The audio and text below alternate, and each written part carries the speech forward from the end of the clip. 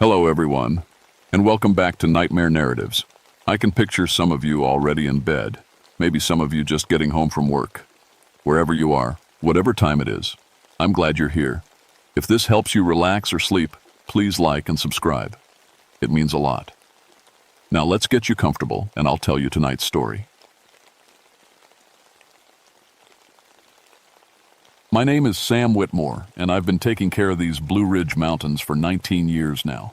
Every morning I wake up in my ranger cabin near Thornton Gap, put on my uniform, and head out to make sure folks can enjoy Shenandoah National Park safely. It's a good job, one my daddy would have been proud of, though he never lived to see me get it. These mountains are in my blood. My family's been here for 3 generations, back when this was all private land with little farms tucked into every valley. When the government made this into a park back in the 1930s, they had to move a lot of families out, mine included. My grandfather, Jesse Whitmore, had to leave the cabin his daddy built with his own hands. But Jesse didn't hold grudges. He used to tell me the mountains belonged to everyone, not just us. What I remember most about Grandpa Jesse was his voice. Lord, could that man sing? He was what folks call a shape note singer. Part of those old-time singing schools where people would gather in churches and homes to learn hymns and spirituals. His voice was pure tenor, clear as mountain water. When he sang Amazing Grace or The Old Rugged Cross, it could make grown men cry. Me? I never could carry a tune. Lost my voice in an accident when I was 8. Fell off a horse and landed wrong. Crushed something in my throat. Doctor said I'd probably never sing again. And he was right. I can talk just fine. But when I try to sing, nothing but a croak comes out. It broke Grandpa's heart, I think. He'd always hoped I'd carry on the family tradition. Now I carry his old pitch pipe instead. It's a little round metal thing with holes around the edge, helps singers find the right note to start with. I keep it in my shirt pocket, right over my heart. Sometimes when I'm nervous, I find myself tapping out rhythms on my leg, imagining I'm keeping time for some invisible choir. This story isn't really about me missing music. It's about what happened in October of 1963, when I first heard the Dead singing in Devil's Backbone Hollow. It started with complaints from campers. 3 different groups in 2 weeks, all saying the same thing. They'd been woken up around midnight by the most beautiful singing they'd ever heard. Harmonies floating down from the ridge above their tents, clear as day but impossible to locate. When they'd go looking with flashlights, the music would stop. But as soon as they settled back into their sleeping bags, it would start up again. Probably just some local kids fooling around, my supervisor said when I reported it. You know how sound carries in these hollows at night. But I knew these mountains better than anyone, and I knew every local family for miles around. Nobody came up to Devil's Backbone to sing church songs at midnight. The trail up there was treacherous enough in daylight, let alone in the dark. And the location itself gave most folks the shivers. Even the old-timers avoided that ridge after sunset. Devil's Backbone got its name honestly. It's a narrow, rocky spine that runs between 2 deep hollows, barely wide enough for a single-file trail. Local legend says it's haunted, though by what, nobody could ever agree. Some said Confederate soldiers who died up there during the war. Others claimed it was Cherokee spirits, angry about being driven from their sacred places. Grandpa Jesse always said the name came from the wind whistling through the rocks, making sounds like voices calling out in pain. I'd been up there plenty of times doing my job, checking trail markers, looking for damaged trees after storms, making sure hikers weren't leaving trash behind. It was definitely an eerie place. The air always felt heavier up there, and birds didn't seem to like it much, but I'd never heard any singing. Complaints were complaints, and it was my job to investigate. So, on a crisp October morning, with leaves just starting to turn and fog still clinging to the valleys, I loaded my pack, with gear, and headed up the trail to Devil's Backbone. The hike took about 2 hours, winding through stands of oak and maple across a couple of creek beds, then up the steep rocky path that led to the ridge. I knew every root and stone, had walked this trail hundreds of times.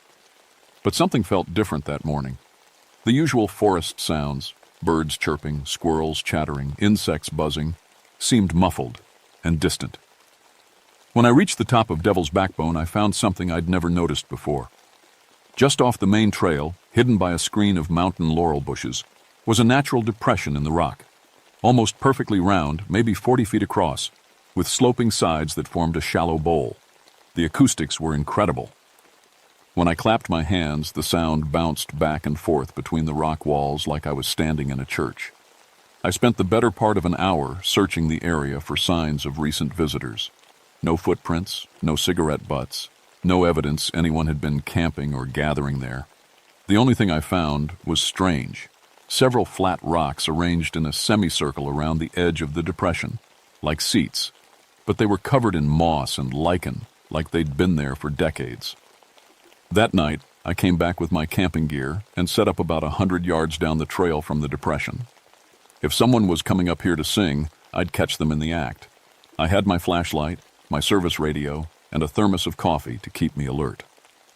Around 11:30, the forest went completely quiet. Not the normal kind of quiet you get at night. This was different. No owl calls, no rustling leaves, nothing. Even the wind seemed to stop. The silence was so thick, it made my ears ring. Then, just as the church bells in the valley below began chiming midnight, I heard it. A single voice, clear and sweet, singing, "Shall we gather at the river?" A woman's soprano, pure as crystal, coming from the direction of the rocky depression. As the first verse ended, other voices joined in, men's voices, tenor and bass blending into four-part harmony that was prettier than anything I'd ever heard. My blood went cold. That tenor voice, the one carrying the melody now, I knew it. I'd grown up listening to it every Sunday at church, every evening around the dinner table, every time Grandpa Jesse got the notion to sing. But Grandpa Jesse had been dead for 10 years. I sat there in my sleeping bag, frozen, listening to my dead grandfather's voice float through the October air. The harmony was perfect. Soprano, alto, tenor, and bass weaving together like golden threads. They moved from "Shall we gather at the river" into "In the sweet by and by." Then, "When the roll is called up yonder." All the old hymns Grandpa used to sing. But it wasn't just his voice I recognized now. As I listened closer, other familiar sounds emerged from that impossible choir. There was Mrs. Henderson's alto. She'd passed 5 years back.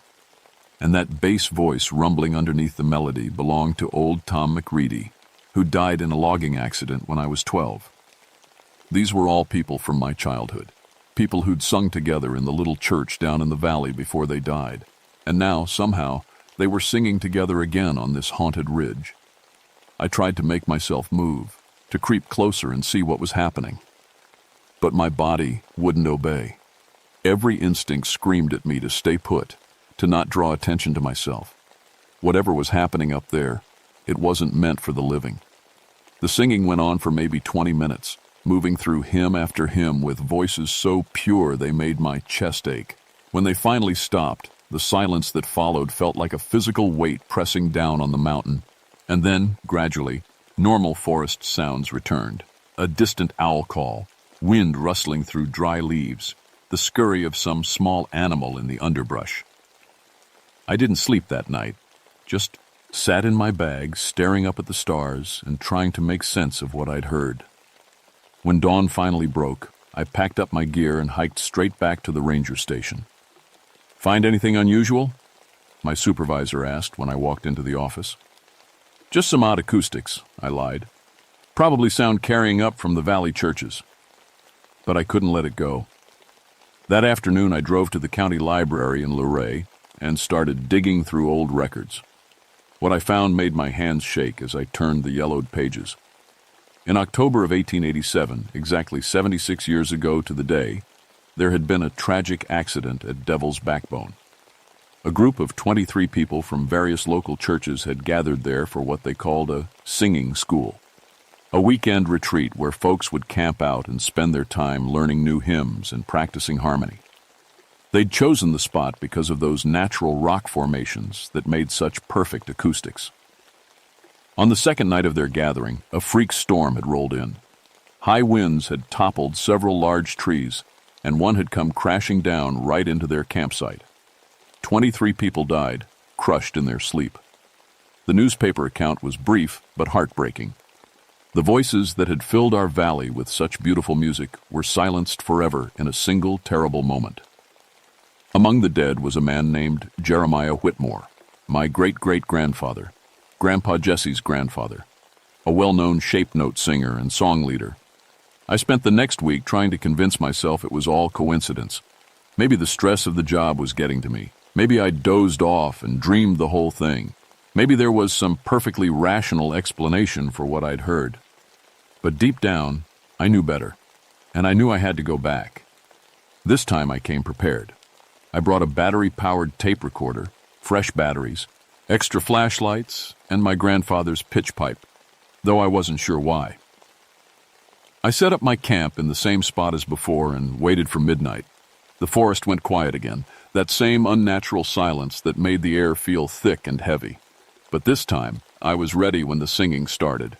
I fumbled with the tape recorder, hitting the record button as the first notes of Amazing Grace drifted through the darkness. The voices were even clearer tonight, more distinct. I could hear the rustle of clothing, the soft scuff of feet moving on rock.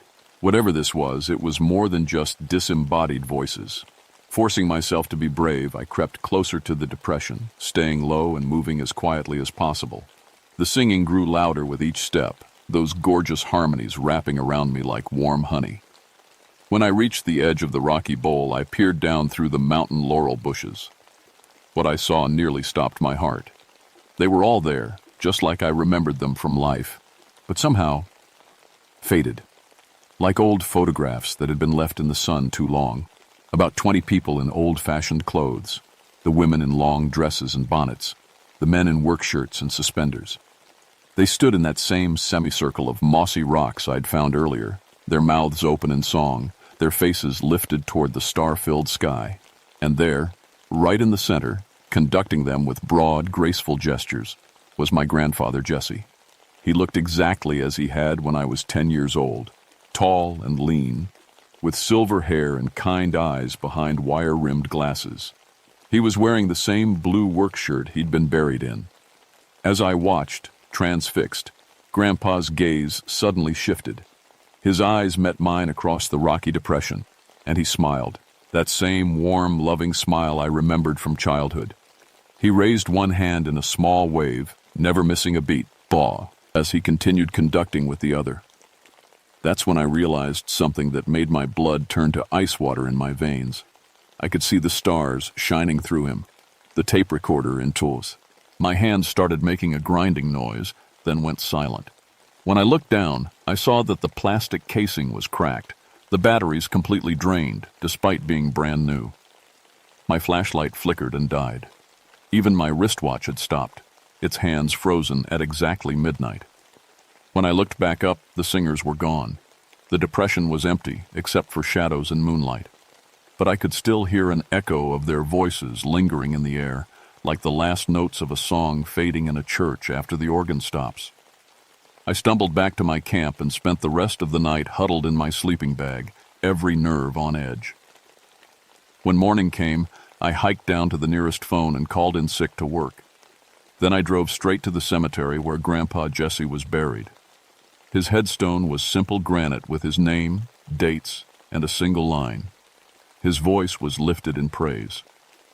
I knelt there in the damp grass, trying to understand what was happening to me, why I was seeing and hearing impossible things. That's when I heard footsteps behind me.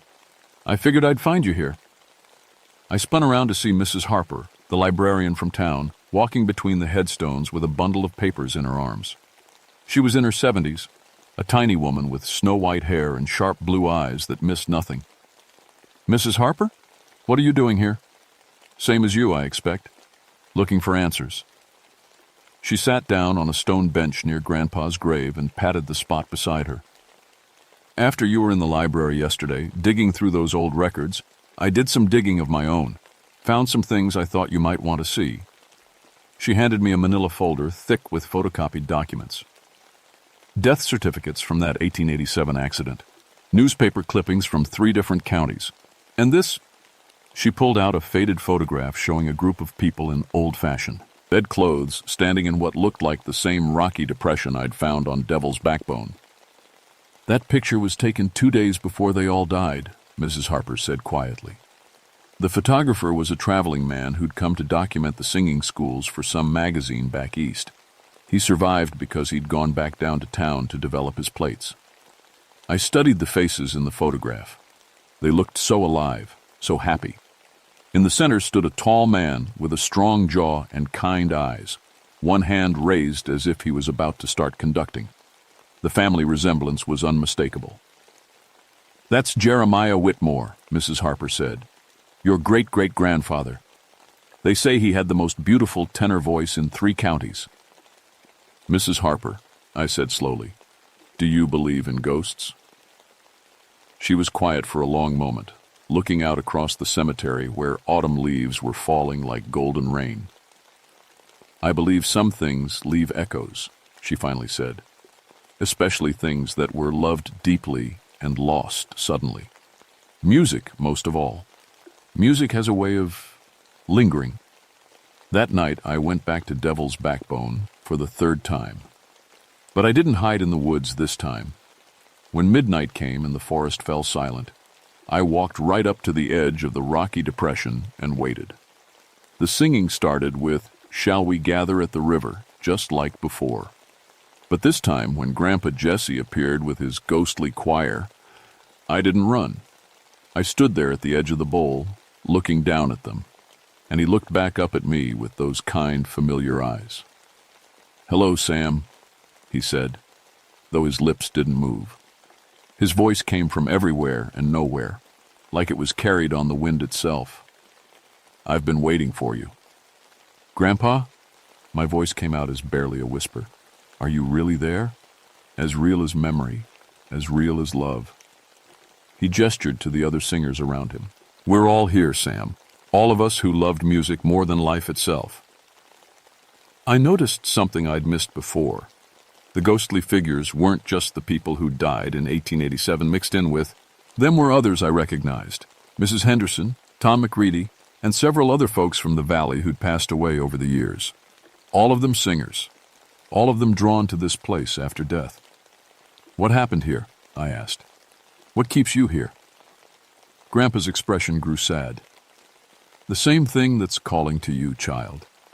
This hollow has a hunger for music, for voices raised in harmony. It's been here since before the Cherokee, since before any human set foot on this mountain. The accident in 1887 wasn't really an accident. It was a feeding." "A feeding?" "There's something old living in this ridge, Sam. Something that feeds on human voices, on the joy we find in music. It draws singers to this place, fills them with the most beautiful harmonies they've ever heard, then traps their voices here forever." I felt cold fingers of dread creeping up my spine. "Then why are you warning me? Why don't you just let it take me too?" "Because you're family. Because you're special." He took a step closer, and I could smell the familiar scent of pipe tobacco that always clung to his clothes. "You lost your voice as a child, Sam. That makes you invisible to the entity most of the time.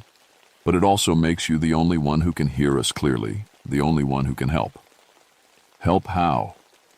Before he could answer, the temperature around the depression dropped 20 degrees in an instant. The ghostly singers suddenly looked terrified, their song cutting off mid-note. They began backing away from the center of the circle, pressing against the rock walls like they were trying to escape. That's when I saw it. Rising from the deepest part of the rocky bowl came a shadow that was darker than the darkness around it. It had no fixed shape, flowing like black water, but I could sense its immense size and age. This was what had been here all along, the thing that fed on human voices and detrapped souls. The entity turned what might have been its attention toward me, and I felt its hunger like a physical force. It knew I was there now, knew that my damaged voice made me different from its usual prey. But it also sensed something else. The pitch pipe in my shirt pocket, still carrying traces of my grandfather's music. The shadow began to grow larger, reaching toward me with tendrils of pure darkness. The temperature dropped even further, and frost began forming on the rocks around the depression. "Run, Sam!" Grandpa Jesse shouted, his voice fading as the entity's attention turned back to its captive choir. "Don't let it trap you, too!" I ran, stumbled through the darkness, crashing through bushes and tripping over roots, not stopping until I reached my truck at the trailhead. My hands shook so badly I could barely get the key in the ignition. But as I drove away, I could hear them singing again. Fainter now, but still there. All those trapped voices calling out in the night, including my grandfather's familiar tenor weaving through the harmony like a golden thread. I knew I couldn't leave them there. I knew I had to find a way to set them free, even if it meant facing that ancient, hungry darkness again. The question was, how do you fight something that feeds on the very thing you've always longed to do yourself? I spent the next 3 days researching everything I could find about the entity on Devil's Backbone. Mrs. Harper helped, pulling out old Cherokee legends and settler stories that had been dismissed as superstition for over a century. The Cherokee had a name for it, Nvi Atsila, the Hungry Echo. According to their oral traditions, it was an ancient spirit that had been trapped in the mountain since before human memory. It fed on the voices of singers, growing stronger with each soul it claimed. The Cherokee had learned to avoid the Ridge entirely, considering it cursed ground. But the European settlers didn't know the old stories. They saw the natural amphitheater and thought it was perfect for their singing schools and revivals. The entity had been feeding regularly ever since.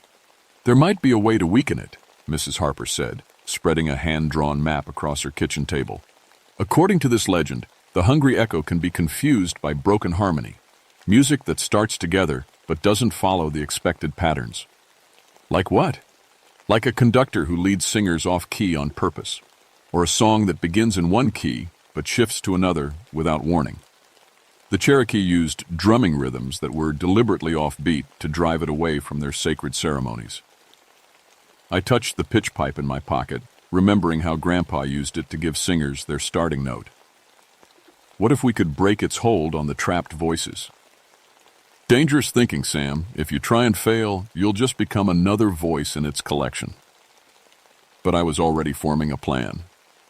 That night I went back to Devil's Backbone one more time, carrying the pitch pipe and a new understanding of what I had to do. When midnight came and the ghostly choir appeared, I walked straight down into the rocky depression. The entity sensed me immediately, rising from the shadows with tendrils of darkness reaching out to envelop me. "Grandpa," I called out, "I know what we have to do." Jesse looked at me with terror in his translucent eyes. "Sam, get out of here. Don't let it take you." "It can't take me," I said, pulling out the pitch pipe. "Not completely. My voice is already broken." I put the pipe to my lips and blew the note for middle C. The clear, pure tone cut through the entity's darkness like a blade, and for a moment, the shadow recoiled. "Now!" I shouted to the ghostly singers.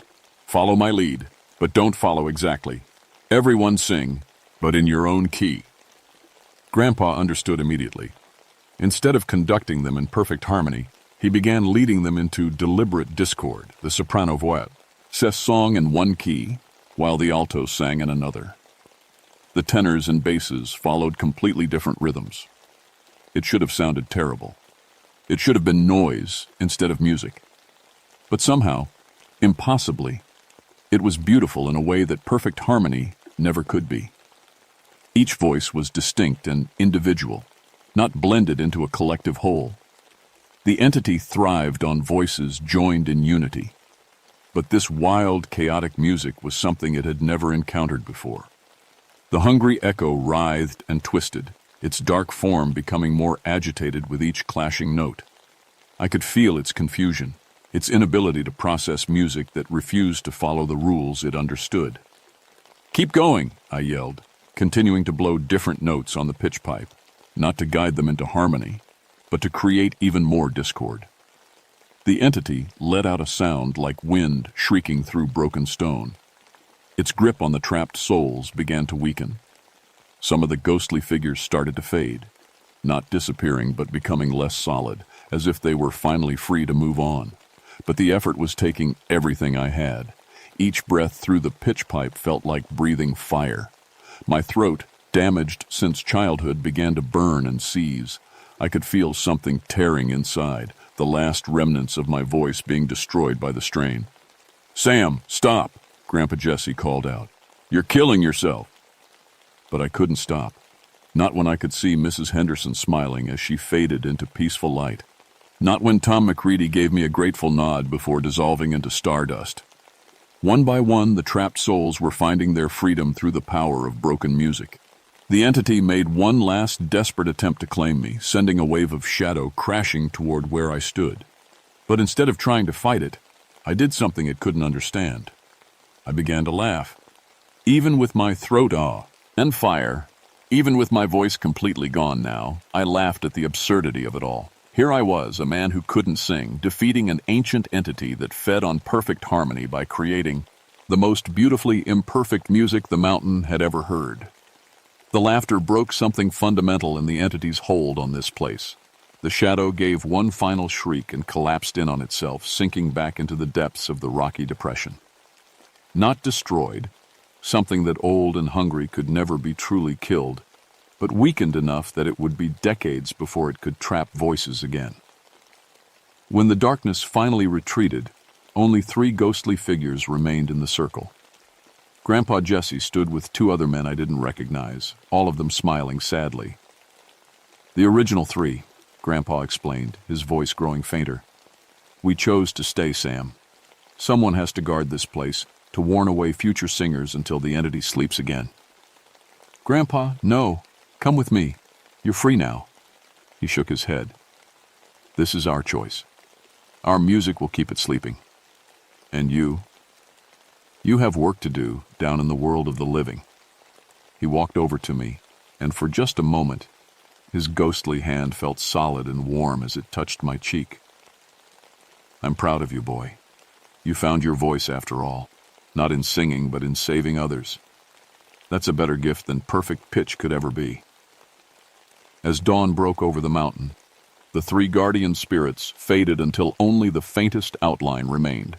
I knew they were still there, would always be there, keeping their eternal watch over Devil's Backbone.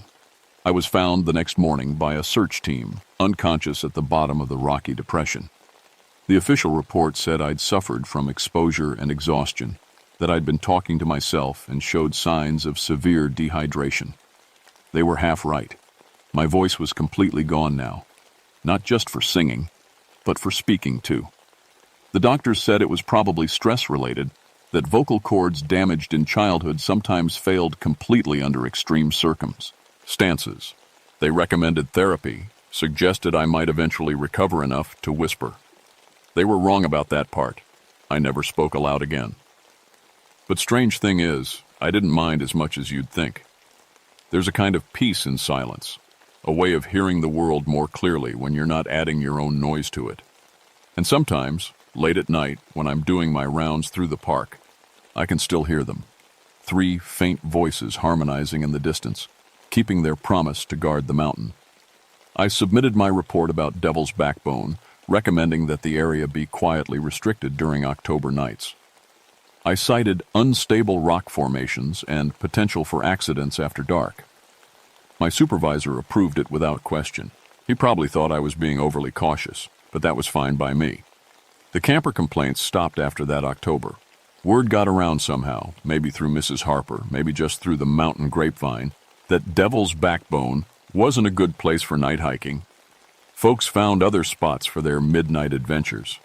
I kept working as a ranger for another 15 years, communicating through notes and gestures, becoming something of a local legend myself. Silent Sam, they called me, the ranger who'd lost his voice saving lives. The stories grew in the telling, as mountain stories do, until some folks claimed I could speak to spirits and predict the weather by listening to the wind. Some of that wasn't far from the truth.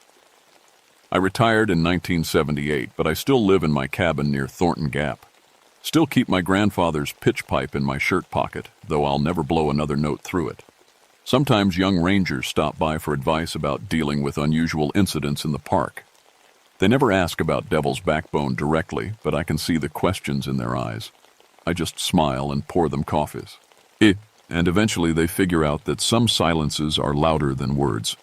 These days, when the October nights turn cold and the leaves begin to fall, I sometimes walk up to the edge of Devil's Backbone Ridge. Not close enough to disturb anything, just near enough to listen. And if the wind is just right, I can still hear them. Grandpa Jesse and his two eternal companions, singing their watchful lullabies to keep an ancient hunger sleeping. Their harmony is perfect now, balanced and peaceful. 3 voices instead of 23, but somehow more complete than any choir I ever heard in life. They sing the old songs, Amazing Grace, Shall We Gather at the River, In the Sweet By and By. But they also sing new ones, songs I've never heard before but that sound like home. Sometimes I think about joining them. When my time comes, when my body finally gives out, maybe I'll walk up that rocky trail one last time and add my broken voice to their eternal music. Maybe then I'll finally learn to sing again in whatever key the dead prefer. But not yet. There are still hikers to watch over, still people who might wander too close to that hungry hollow on the wrong October night. And there are still stories to remember, even if I can't speak them aloud. Because some music is too beautiful for this world, and some prices are too high for any song.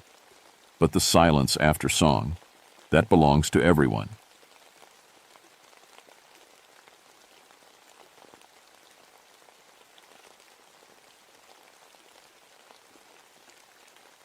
My name is Jerry Coalfield, and I've been walking these Kentucky mountains for 23 years as a forest ranger. Started when I was just 22, right here in Daniel Boone National Forest. Back then, these hills were still wild in ways most folks couldn't imagine. I know every hidden trail, every cave, every spot where someone might think they can hide a still. See, I wasn't always on the law side of things. My family's been making moonshine in these mountains since before Kentucky was even a state. The Coalfield name meant something around here. Meant quality whiskey that could knock a grown man flat. But that was before I learned what drinking could do to a family. Before I watched my daddy lose everything to the bottle, including my mama's love. Before I poured out the last batch from our family still and smashed every jar with a sledgehammer. That was 15 years ago, haven't touched a drop since. These days, my job is finding stills and shutting them down. Sounds simple, but it's not just about the law. These mountain families have been making shine for generations. It's in their blood, same as it used to be in mine. When I find an operation, I try to be fair about it, give warnings when I can. Help folks understand there are other ways to make a living. In 23 years, I've shut down 47 illegal operations. Know every moonshiner family in 3 counties. They respect me because I understand the trade, even if I'm on the other side now. Most of them, anyway. The Red River Gorge area is my main beat. It's perfect country for hiding stills, deep valleys, thick woods, caves everywhere you look. The limestone rock here has been carved by water for millions of years, creating hiding spots that most people never even know exist. I was checking one of those hidden valleys on a September morning when everything changed. The leaves were just starting to turn, painting the mountainsides in gold and red. Beautiful morning, perfect temperature, not a cloud in the sky. Should have been a good day. But something felt wrong from the moment I stepped into that valley. First thing I noticed was the quiet. These mountains are never truly silent.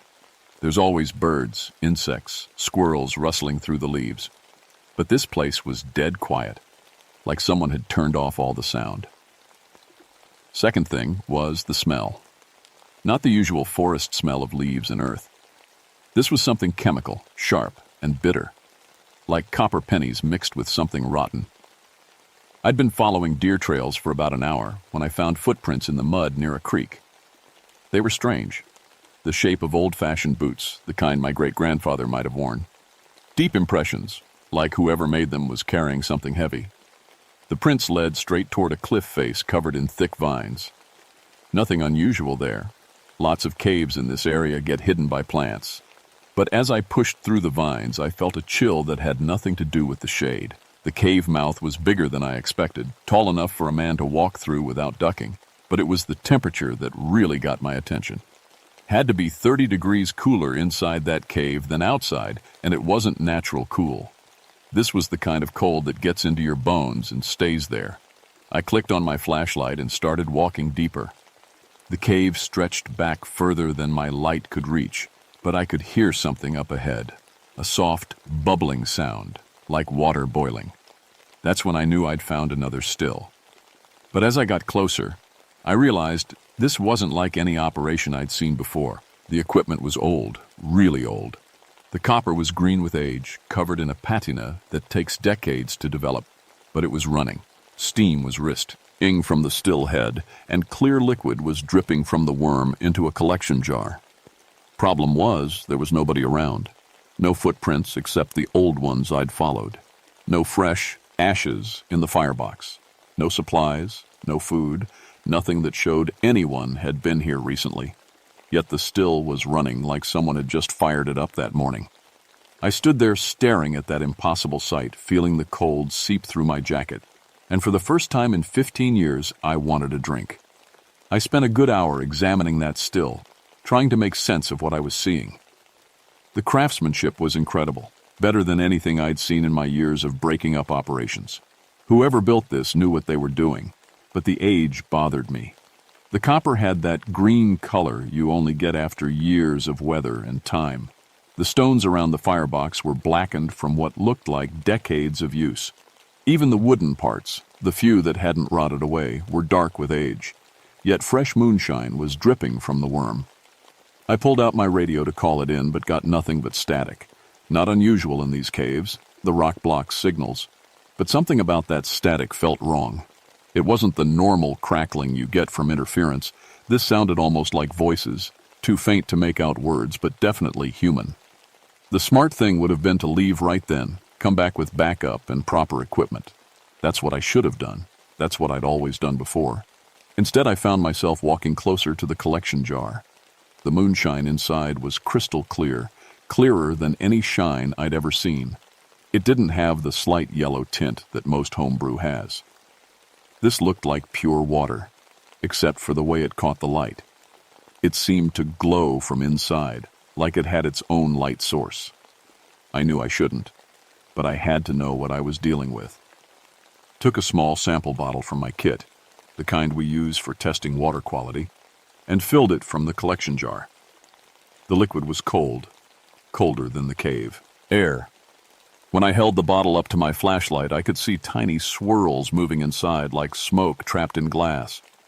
That's when I made my first real mistake. I unscrewed the cap and took a smell. The scent hit me like a punch to the face. It wasn't the harsh alcohol smell of normal moonshine. This was sweet, almost floral, with hints of vanilla and something else I couldn't identify. Something that reminded me of Christmas morning when I was little, of my mother's cooking, of everything good I'd ever lost. Before I could stop myself, I tilted the bottle and let a single drop fall on my tongue. The world exploded. Suddenly, I wasn't in the cave anymore. I was standing in a colonial settlement, watching men in old-fashioned clothes loading barrels onto a wagon. The air was full of smoke and the sound of shouting. Someone was screaming. A man with wild eyes and a black beard was laughing as he poured liquid from a ceramic jug onto a pile of bodies. When he struck a flint, the bodies burst into flames that burned green and blue. "Finest batch yet," he said, and his voice seemed to come from inside my head. "Each soul makes it stronger." Then I was back in the cave, on my hands and knees, shaking like a leaf. The taste was still on my tongue. That impossible sweetness that made every other flavor in the world seem dull and lifeless. I don't know how long I stayed there trying to get my head clear. When I finally stood up, my legs felt weak. The cave seemed different somehow, like it had gotten bigger while I wasn't looking. That's when I heard the footsteps. They were coming from deeper in the cave, slow and steady. The same rhythm as the dripping from the still, but heavier, much heavier. I grabbed my flashlight and pointed it toward the sound. The beam seemed weaker than before, like the darkness was eating the light, but I could see something moving just beyond the edge of the beam. "Who's there?" I called out, trying to sound official and in control. "This is Forest Ranger Coalfield. You're in violation of federal law." The footsteps stopped. Then I heard laughter. Not the kind of laughter you hear from a person. This was something else. Something that had learned to laugh by watching humans, but didn't quite get it right. "Jerry Coalfield," a voice said from the darkness. "Been waiting for you, boy." The voice was old, older than anything had a right to be. It had an accent I couldn't place, like English from a history book. And underneath the words, I could hear something else, a sound like wood burning, like fat dripping into fire. "Who are you?" I asked, but I was already backing toward the cave entrance. "Name's Ezekiel Blackheart," the voice said. "Used to live in these parts. Long time ago." Something stepped into my light. It looked like a man, mostly. Tall and thin, wearing clothes that belonged in a museum. His beard was black and wild, and his eyes reflected my flashlight beam like an animal's. But it was his skin that made my stomach turn. It looked burned, covered in blisters and scars that seemed to move when he wasn't looking directly at me. "You tasted my work," he said, grinning with teeth that were too white and too sharp. "What do you think? Finest moonshine these mountains ever produced." I wanted to run, but my legs wouldn't move. The taste was still on my tongue, and part of me, the part that remembered the family business, wanted more. "That's impossible," I said. "You'd have to be dead?" He laughed again. "Oh, I am that. Been dead since 1755. But death's just another kind of business, Jerry, and business is good." He gestured toward the still, and I noticed his hands were burned worse than his face. The skin was black and cracked, showing red underneath. "Made a deal, you see. Right here, in this very cave. Traded my soul for the perfect recipe. Only catch was, I had to keep making it. Forever. One batch, one soul. My customers never complained." "That's not possible," I said again. But even as I said it, I was remembering the vision, the bodies, the green flames. "Possible enough," Ezekiel said. "Been making shine for 200 years now. Same recipe, same quality. Only problem is, I'm getting tired. Time for someone else to take over the family business." He took a step closer, and the temperature dropped another 10 degrees. "You got the knowledge, Jerry. Got the hands for it. And you got the thirst. Oh yes, I can smell the thirst on you. 15 years without a drink, but you still want it, don't you?" I tried to speak but couldn't, because he was right. Standing there in that impossible cave, listening to a dead man talk about moonshine, all I could think about was that single drop and how much I wanted another. "Just one sip," Ezekiel whispered. "One real taste. Then you'll understand." He held out a jar filled with that glowing liquid. And God help me, I reached for it. My hand stopped inches from the jar. Some part of my mind that was still working remembered why I'd quit drinking in the first place.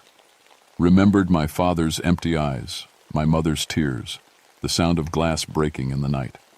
I jerked my hand back like I'd been burned. Ezekiel's face twisted with anger. "You can't fight it forever, boy. The taste is in you now. It'll call to you every day for the rest of your life." "Maybe," I said, backing toward the cave entrance. "But not today." I turned and ran. Behind me, I could hear him laughing, but the sound seemed to come from everywhere at once. The walls, the ceiling, even from inside my own head. By the time I reached the cave mouth, I was gasping like I'd run for miles. The sunlight felt like a blessing after the cold darkness of the cave. I stood there for a few minutes, letting the warmth soak into my bones, trying to convince myself that what I'd just seen wasn't real. But the taste was still on my tongue, and very few seconds, I'd catch myself thinking about that jar, about how the liquid had seemed to glow from within. I hiked back to my truck and drove straight to the ranger station thinking I'd file a report and get some help dealing with whatever was in that cave. But when I tried to write down what happened, the words wouldn't come. How do you put "met a dead moonshiner" in an official report? Instead, I spent the next few hours researching local history, looking for any mention of someone named Ezekiel Blackheart. Found him in the county records from 1755. Ezekiel Blackheart, age 34, hanged for the murder of 3 families in the Red River area. The record said he was a distiller who went mad, claiming he could make moonshine that would grant any wish. When people started dying after drinking his brew, the colonial authorities tracked him down and executed him. They burned his body and threw the ashes in the river, destroyed his still, and sealed the cave where he worked. Except they hadn't destroyed the still. It was still running, 270 years later. I went home that night thinking I'd never go back to that cave.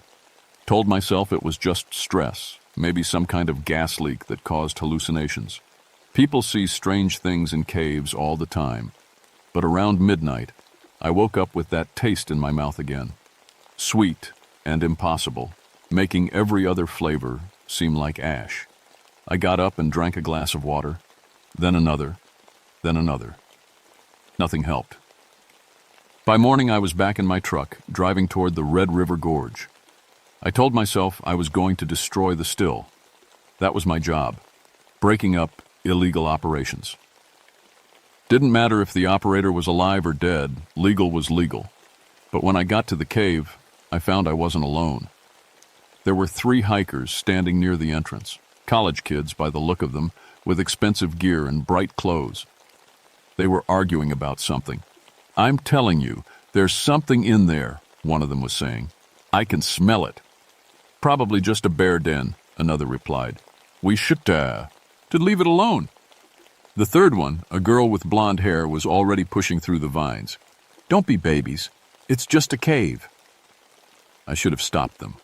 Should have used my authority as a ranger to order them away from the area. Instead, I found myself following them into the darkness. The still was running harder than before. Steam was pouring from the collection point, and the whole cave reeked of that impossible moonshine. But there was something else now, a smell like meat gone bad, like something rotting in the heat. The college kids found the still before I could warn them. "Holy crap," the blonde girl said. "Is that a moonshine still?" "Looks really old," said one of the boys, the nervous one. "Maybe we should report it." "Are you kidding?" said the third one, a big guy with a football player build. "This is like finding buried treasure. I bet this stuff is incredible." He walked straight to the collection jar and filled a plastic water bottle with the glowing liquid. "Don't," I said, finally finding my voice. But it was too late. He'd already taken a drink. For a second, nothing happened. Then his eyes rolled back in his head, and he started to convulse. His friends rushed to help him, but he was beyond help. Foam poured from his mouth, tinged with that same glow as the moonshine. He was dead in less than 30 seconds. The girl was screaming. The other boy was trying to do CPR on his friend, but the body was already going cold. Too cold, like all the heat had been sucked out of him at once. That's when Ezekiel appeared. He stepped out of the shadows like he'd been waiting there all along, grinning that horrible grin. "Waste of good shine," he said. "Boy didn't even appreciate it." The girl's screaming stopped abruptly. She was staring at Ezekiel with eyes so wide I could see white all around them. "Who?" she started to say. "Name's Ezekiel." He said pleasantly. "This is my operation. You're trespassing." The surviving boy, Tommy, I heard the girl call him, finally looked up from his dead friend. When he saw Ezekiel, he went, whiter than I thought was possible. "That's not real," he whispered. "That can't be real." "Real enough," Ezekiel said. He gestured toward the still. "Been making the finest moonshine in Kentucky for longer than you've been alive, longer than your great-great-grandfather was alive." "The boy's dead," I said, trying to keep my voice steady. "What did you do to him?" "Same thing I do to everyone who drinks my product," Ezekiel replied. "I collect payment." "Payment?" He grinned wider. "One shot, one soul. That's always been the deal." The dead boy's body was changing. The skin was taking on a gray color and his eyes had gone completely white. But worse than that, he was moving. Not alive moving. Something else. His limbs were twitching like puppet strings were pulling them. "Tommy," the girl whispered. "Tommy, get up, please, get up." The thing that used to be Tommy sat up. When it looked at us, there was nothing human left in its face. Payment received, it said in a voice like breaking glass. Then it stood up and walked deeper into the cave, moving with jerky, unnatural steps. The girl fainted. Tommy, the living Tommy, just sat there, staring at the spot where his friend had been. "You're all insane," he said finally. "This isn't happening." "Happens every time," Ezekiel said. "Though I admit, most folks are a bit more careful about what they drink. College boys always were too eager for their own good." He turned to me. "But you, Jerry, you showed more sense. Didn't take but a drop. Makes you more valuable." "Valuable how?" "As a partner. See, I'm getting tired of this work. 2.5 centuries is a long time to spend in a cave. Time to retire. Let someone else handle the business end." "I'm not interested." "Oh, but you are." He held up another jar of that glowing liquid. "You've tasted it now. You know what it can do. One sip and you'll never want for anything. Again, money, power, respect, all yours for the asking." The worst part was he was right about the wanting. Standing there looking at that jar, all I could think about was how good that single drop had tasted, how it had made everything else seem pale and lifeless. "What's the catch?" I asked. "Just 1 batch a month. 1 soul per batch. Simple business." "And if I say no?" His grin got wider. "Then you'll spend the rest of your life wanting what you can't have, thirsty for something that will never be satisfied. Trust me, boy, that's no way to live." I looked at the unconscious girl, at Tommy who was still staring at nothing, at the place where their friend had died. Then I looked at the jar in Ezekiel's burned hands, and I realized I was actually considering it. The craving was getting stronger. Standing there in that cold cave, listening to a dead man make his pitch, all I could think about was that taste. Sweet and perfect, like everything I'd ever wanted distilled into liquid form. "Think about it," Ezekiel said, his voice smooth as silk. "Your daddy never understood the business like you do, never had the knowledge, the respect. But you could be different. You could be the best." "My daddy died because of moonshine," I said. But my voice sounded weak even to me. "Your daddy died because he drank other people's product. Inferior goods. But this..." He held the jar higher, and the liquid inside seemed to pulse with its own light. "This is perfection. This gives power instead of taking it away." Behind him, I could see shapes moving in the deeper parts of the cave. More bodies, I realized. All the souls he'd collected over the centuries, trapped and serving him. Some still looked human. Others had changed into something else entirely. "How many?" I asked. "How many what?" "How many people have you killed?" He shrugged like it didn't matter. "Lost count after the first 100. But they're not dead, Jerry. They're transformed. Made into something better than human." One of the shapes stepped into the light. It had been a woman once, maybe 50, years ago. Now her skin was gray as cave stone, and her eyes glowed with that same light as the moonshine. She moved like she was underwater, slow and graceful and wrong. "Tell him, Mary," Ezekiel said. "It's beautiful here," she said in a voice like wind through leaves. "No pain, no sadness, just the work. See?" Ezekiel turned back to me. "They're happy, happier than they ever were in life." The girl on the cave floor, the college student, was starting to wake up. She looked around confused for a moment, then saw Ezekiel and started to scream again. "Shut her up," he said casually. The thing that had been Mary moved toward the girl. I don't know what she was planning to do, but I couldn't let it happen. "Stop," I said, stepping between them. "Getting protective?" Ezekiel asked. "That's not very practical, Jerry. Girl's going to die anyway. They all do, eventually. At least this way, she'll serve a purpose. She's just a kid. So were most of my customers. Young folks always did have the strongest souls." Tommy, the surviving boy, finally seemed to wake up from his shock. He looked around the cave, taking in the still, the glowing liquid, the gray-skinned woman, and his face went through about 6 different expressions before settling on terror. "We have to get out of here," he whispered. "Nobody leaves," Ezekiel said. His voice had lost the friendly tone. Now it sounded like grinding stone. "Not until business is concluded." The temperature in the cave dropped another 20 degrees. Ice started forming on the walls, and my breath came out in white puffs. "You're going to take over the operation," Ezekiel continued, looking at me. "Train the boy and girl as assistants. They'll be more useful alive, at least for a while.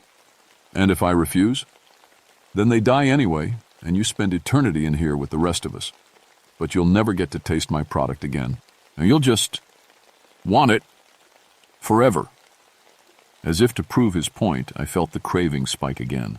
My mouth started watering, and my hands began to shake. The rational part of my mind was screaming that this was wrong, that no drink was worth human lives. But the rest of me was staring at that jar and thinking about how good just one sip would feel. "I can see it in your eyes," Ezekiel said. "The hunger. It's already taken root, Jerry. You can fight it for a while, but it'll just get stronger. Better to give in now and get something for your trouble." He held out the jar again. This time, I could smell it from 6 feet away, that impossible sweetness that made everything else seem like garbage. "Just one sip," he whispered, "to seal the deal."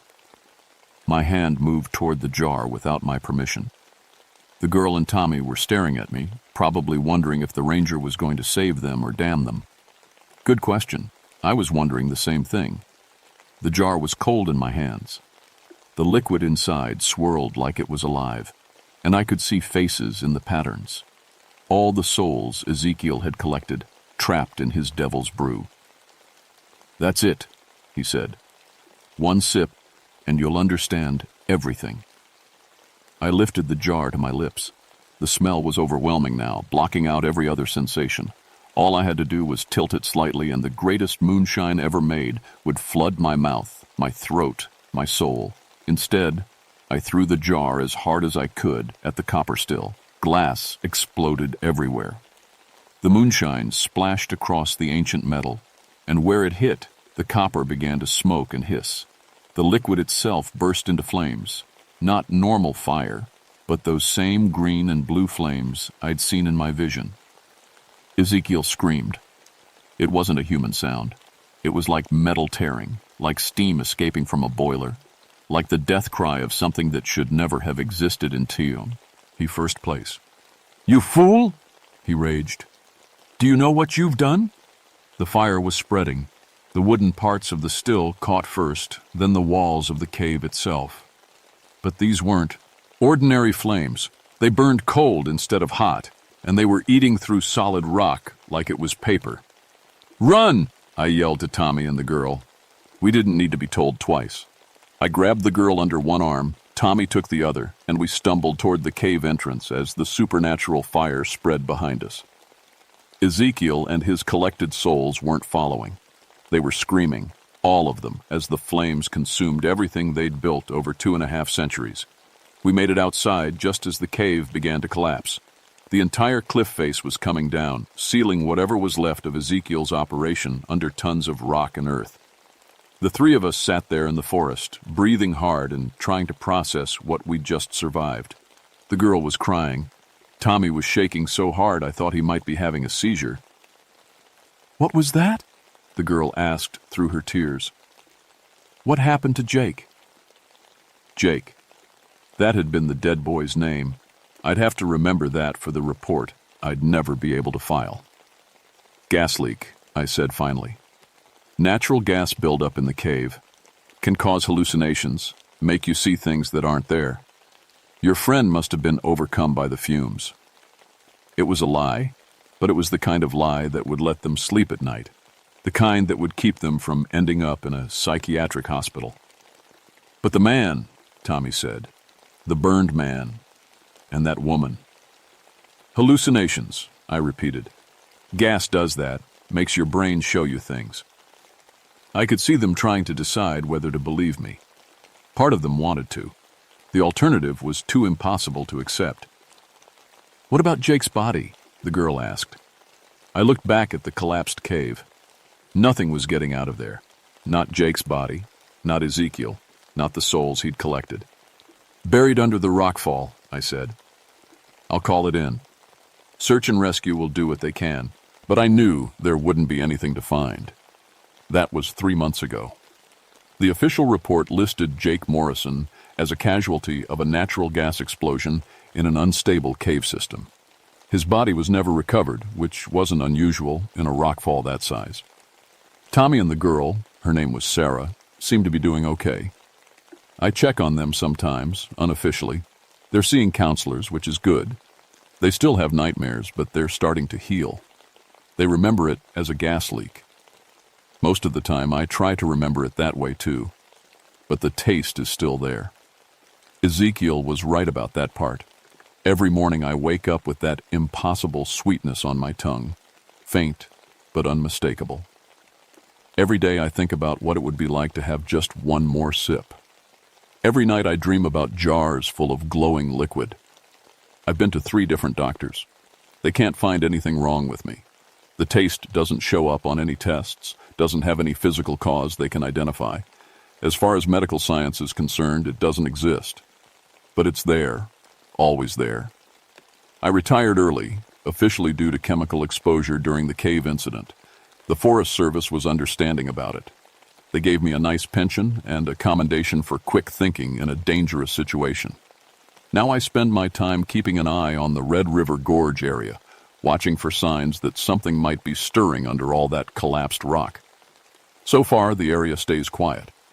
Whatever fire I set that day seems to have done its job. But sometimes, on still nights when the moon is dark, I swear I can hear something calling from deep underground, a voice like grinding stone promising me everything I've ever wanted in exchange for just one taste.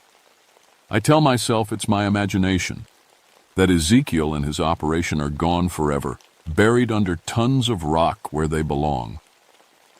Most of time, I even believe it. But I keep my truck's gas tank full, just in case. And I've started carrying a sledgehammer in the back, along with some other tools that might come in handy if I ever find another impossible still running where it shouldn't be. Because here's what I learned in that cold cave. Some thirsts can't be satisfied, and some deals are too good to be true. The mountains are full of secrets, and not all of them are meant for human eyes. I spent 23 years thinking I knew these hills. Turns out I didn't know anything at all. My name is Jerry Coalfield, and I used to be a forest ranger. Now I'm something else, a guardian maybe, or a watchman, keeping an eye on places where the old world bleeds through into the new. And if you're ever hiking in the Daniel Boone National Forest and you smell something sweet and impossible on the wind, something that makes your mouth water and your hands shake, turn around. Walk away. Don't look back. Some thirsts are meant to kill you. Trust me on that one.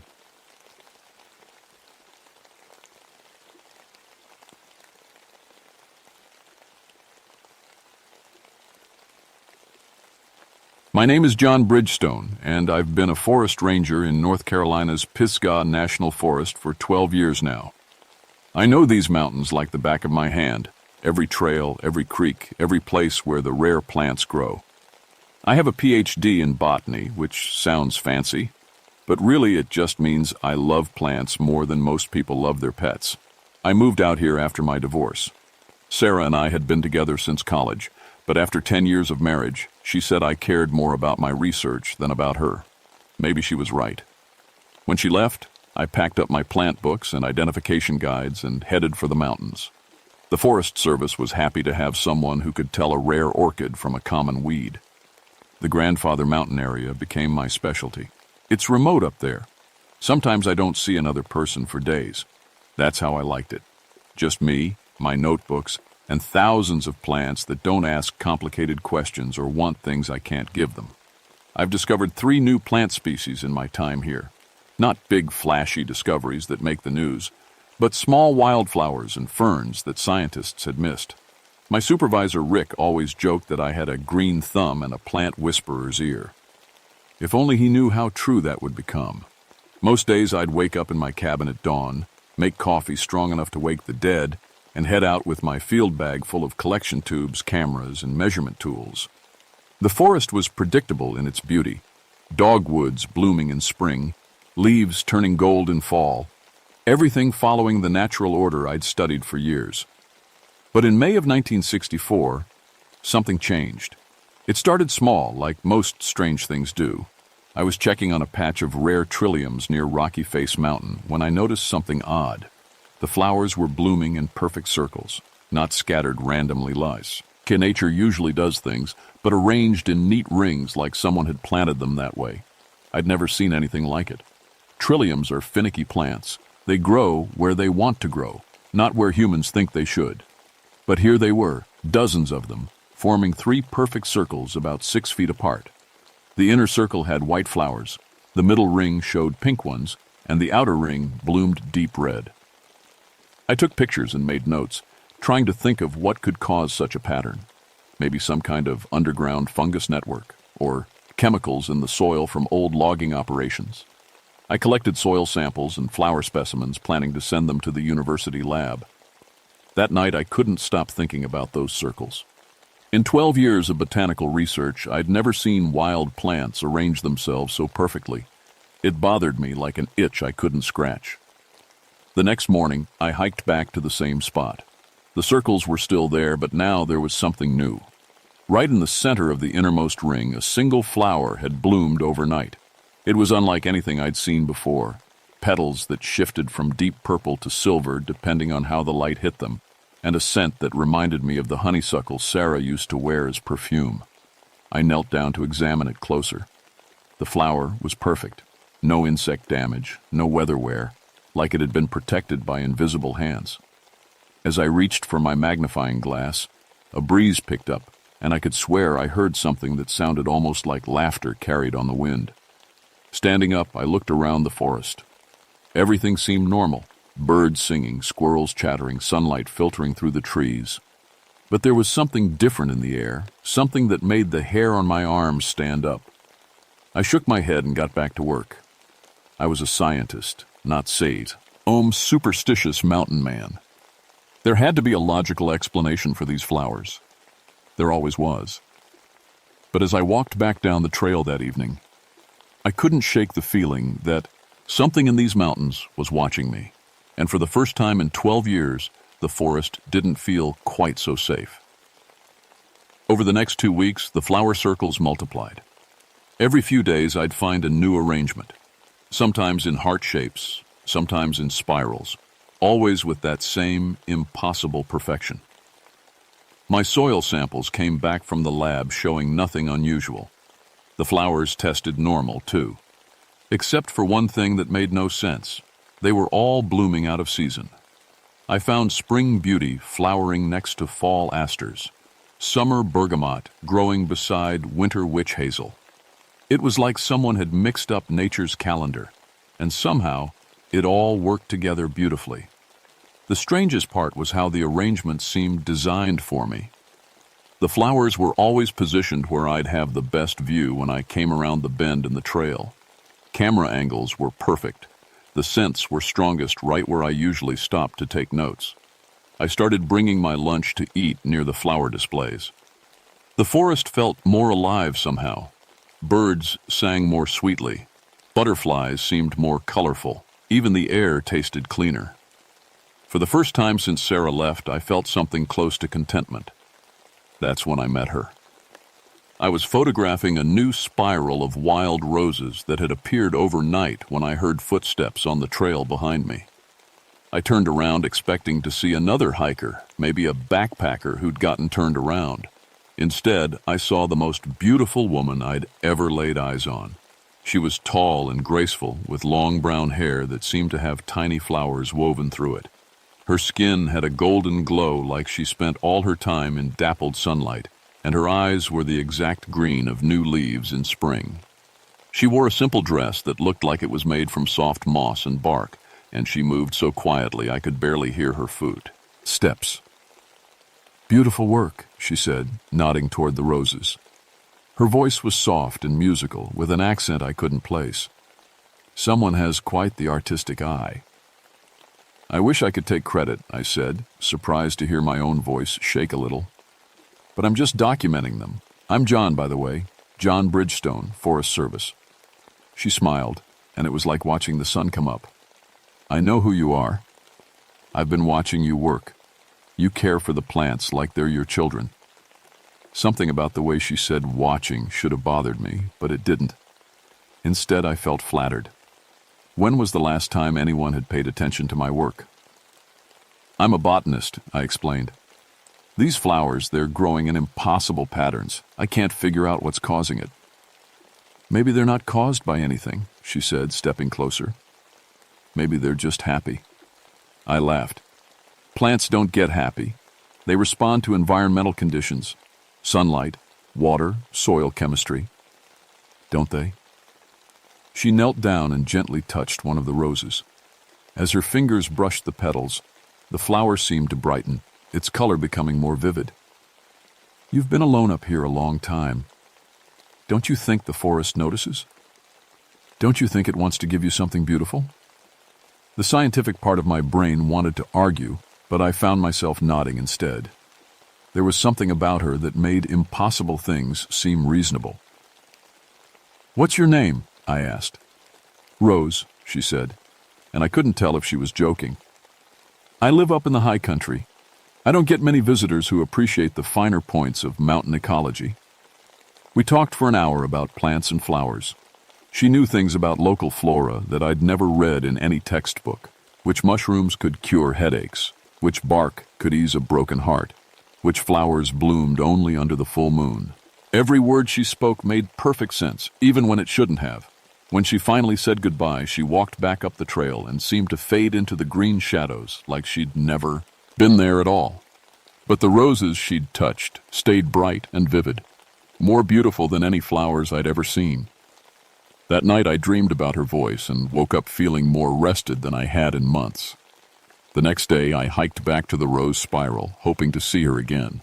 The flowers were still there, but now they'd been joined by something new, a carpet of wild violets that spelled out a single word in flowing script. Welcome. I stood there staring at those purple letters, my hands shaking as I held my camera. Plants didn't spell words. They couldn't spell words. But there it was, clear as day, written in flowers that had definitely not been there yesterday. For the first time since I'd started finding the mysterious arrangements, I felt genuinely afraid. But it was the kind of fear that came mixed with excitement, like standing at the edge of a cliff and wondering what it would be like to fly. I took pictures from every angle, then sat down on a fallen log to think. There had to be a rational explanation. Someone else was out here, someone with a strange sense of humor and a talent for gardening. Maybe Rose knew who it was. Maybe Rose was doing it herself, though I couldn't imagine how she could work so quickly and precisely. As if summoned by my thoughts, she appeared on the trail again. This time, she carried a basket filled with wild berries that looked too perfect to be real. I thought you might be hungry, she said, offering me the basket. The berries were the sweetest I'd ever tasted, and they seemed to fill me with energy that lasted all day. Rose, I said carefully, did you make that word? With the violets? She smiled mysteriously. Would it matter if I did? It would matter to me. I'm trying to understand what's happening here. Understanding isn't everything, John. Sometimes the most beautiful things in life can't be explained, only experienced. She was right, of course. But as a scientist, I couldn't just let it go. I needed answers, even if part of me was afraid of what those answers might be. Rose started appearing more often. Every time I went into the high country, she'd find me, materializing from the forest like she'd been waiting just out of sight. We'd walk together, and she'd show me plants I'd never noticed before, hidden groves where wildflowers grew in impossible abundance. Under her guidance, I discovered medicinal properties that weren't in any of my reference books, leaves that could ease pain, roots that helped with sleep, berries that cleared the mind and sharpened the senses.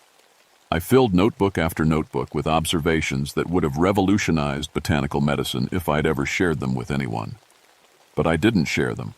Something about Rose made me want to keep her secrets, to protect the magic she showed me from the outside world's harsh light. The flower messages became more frequent and more personal.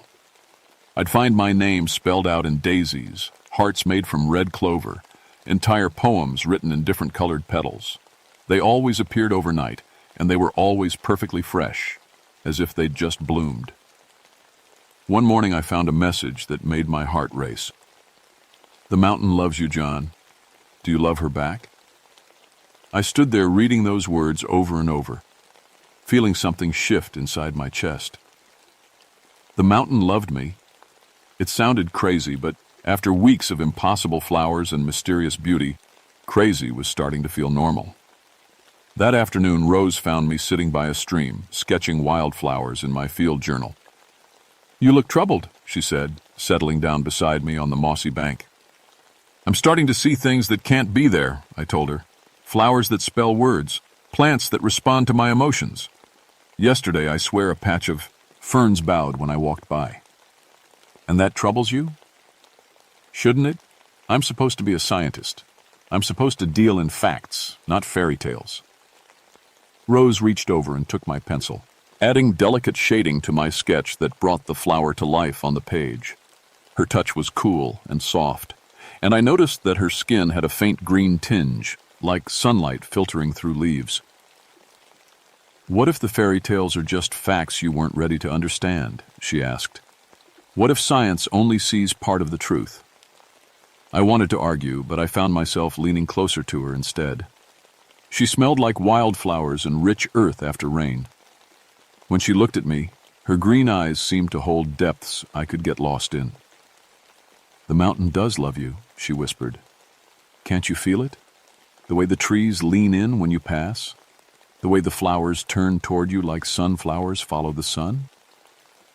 Now that she mentioned it, I could feel it. The forest had been embracing me for weeks, welcoming me in ways I'd been too rational to notice. Every day, the boundary between John the scientist and John the part of the forest grew thinner.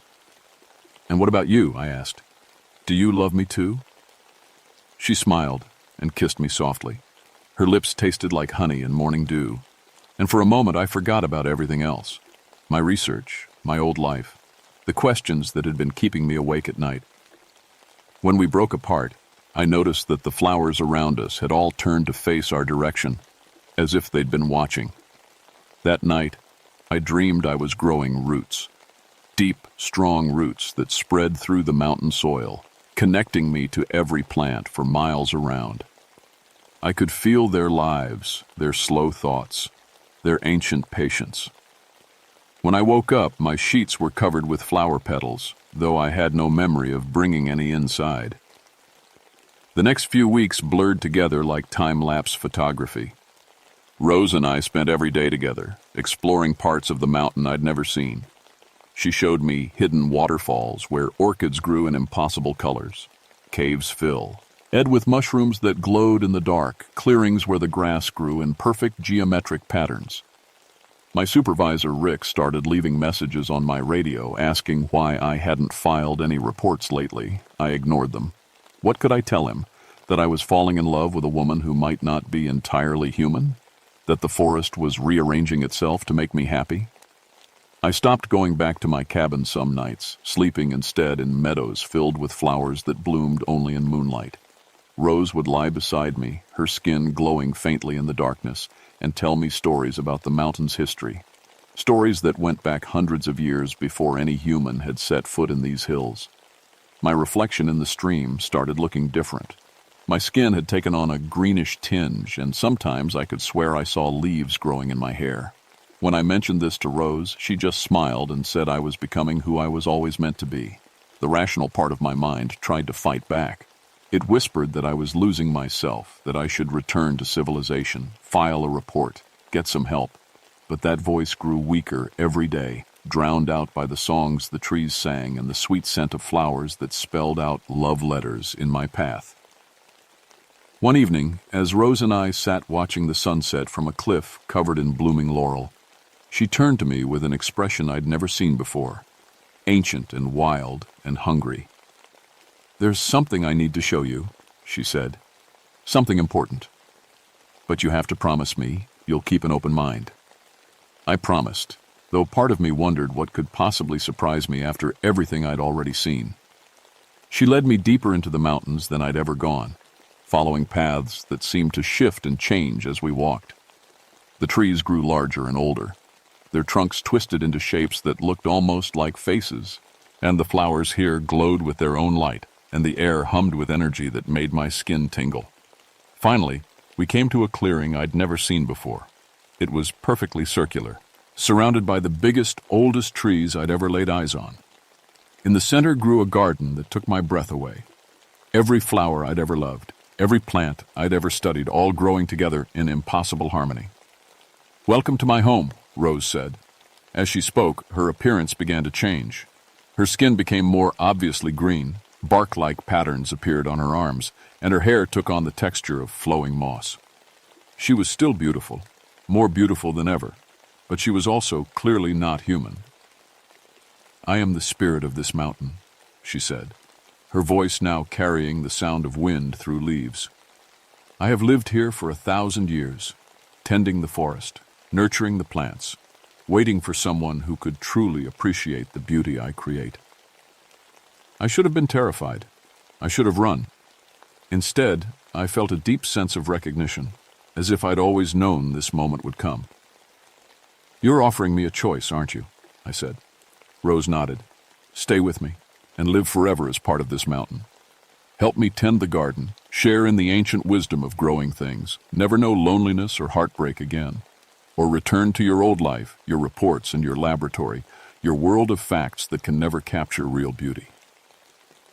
I looked around the magical garden, felt the peace that seemed to radiate from every leaf and petal.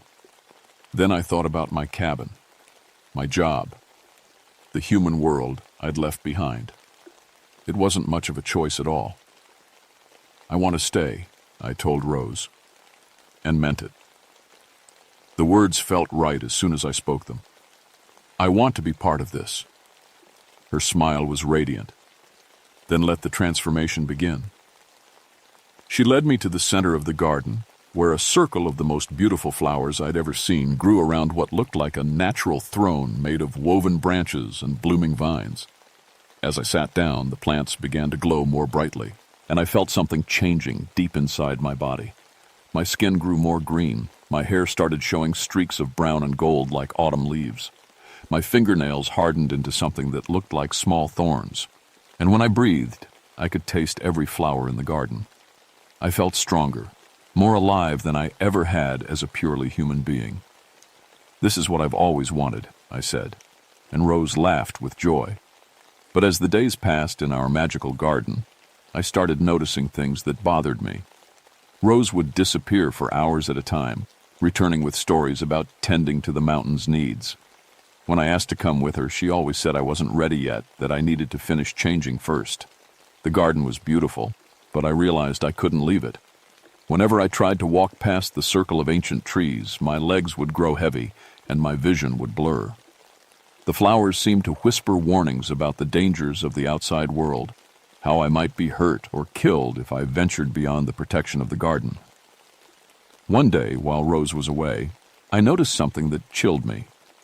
In a corner of the garden I'd never explored, I found a small grove of trees that didn't look quite natural. As I got closer, I realized why. They had human features. Faces pressed into the bark, hands reaching out from the branches, eyes that still held traces of intelligence and fear. I recognized one of them, Dr. Marcus Webb, a botanist from the university who disappeared in these mountains 3 years ago. The search teams had never found a trace of him, but here he was, transformed into a flowering tree, his mouth open in a silent scream. There were others, at least 6 trees that had once been men, all botanists or naturalists who'd come to study the mountain's plant life. Now they were part of Rose's garden, beautiful and terrible, trapped forever in wooden bodies. When Rose returned, she found me sitting beside Dr. Webb's tree, my hands shaking. "I see you found my other companions," she said calmly. "You turned them into trees," I whispered. "I gave them eternal life," she corrected. "They're part of the mountain now, part of something greater than their small human lives could ever have been. But they're trapped. They can't speak, can't move, can't choose. Neither can any plant, Rose said, her voice becoming cold. And yet they live. They grow.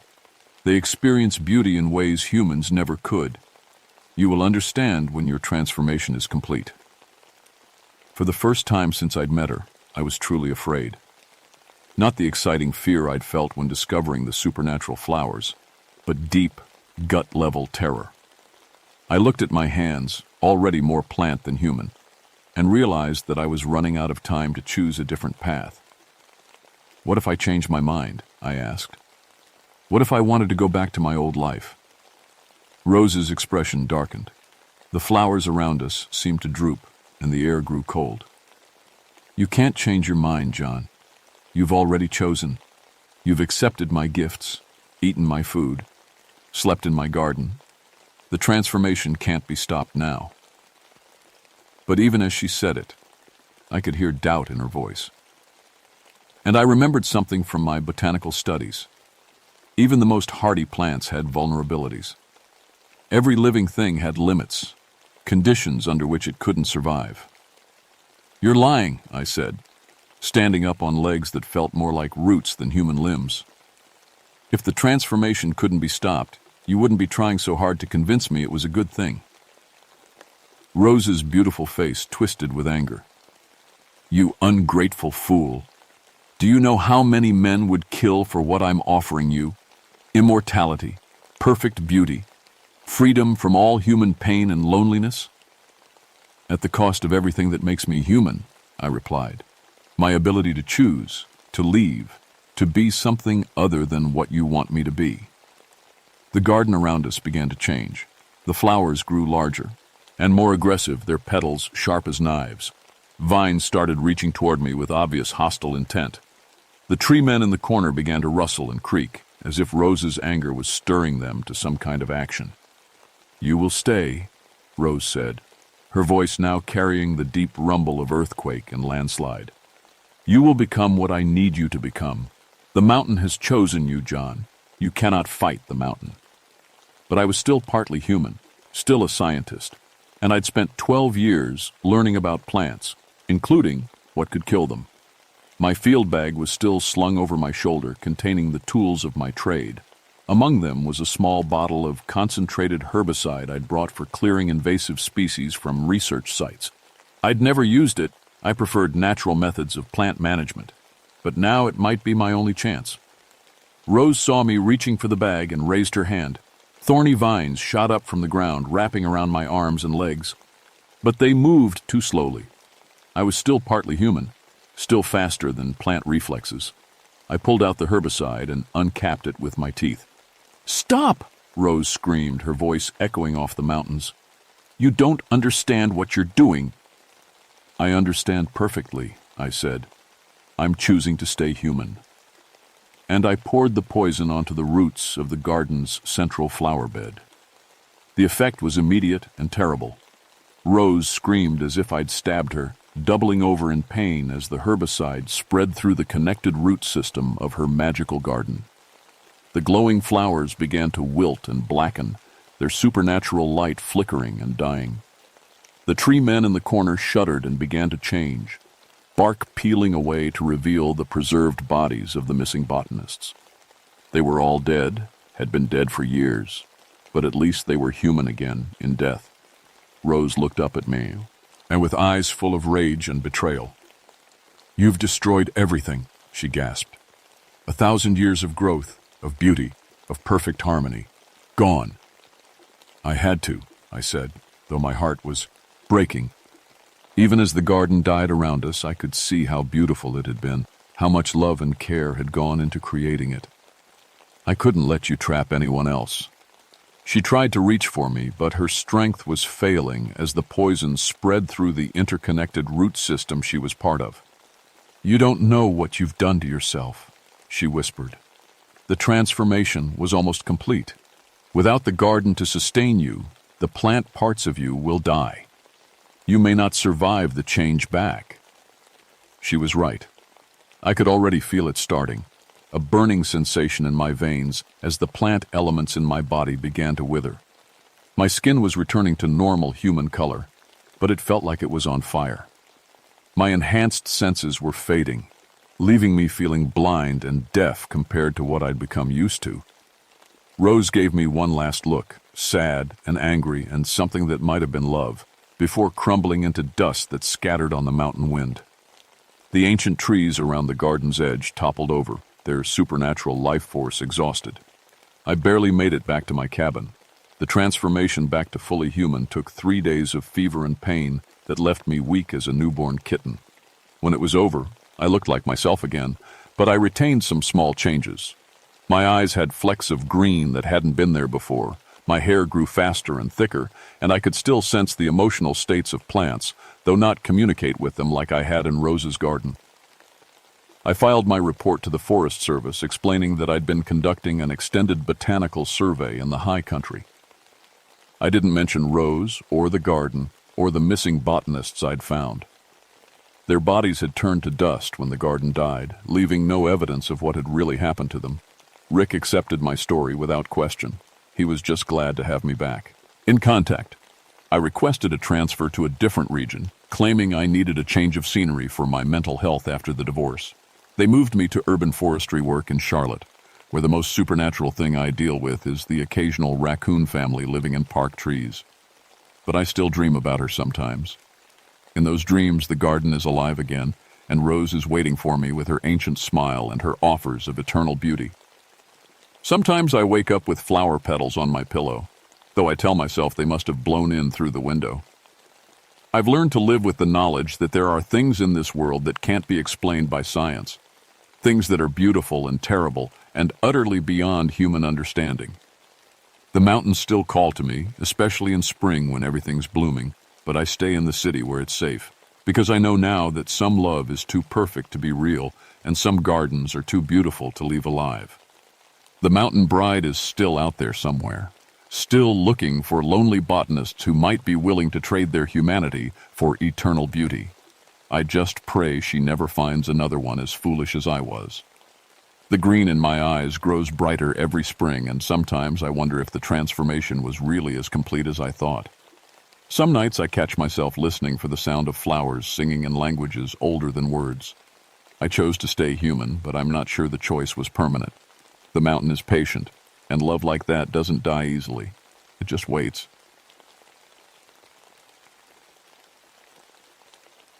My name is Rebecca Mountain Call, but everyone calls me Becky.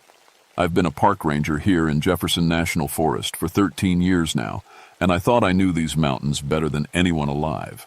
I'm not bragging when I say I'm fast, real fast.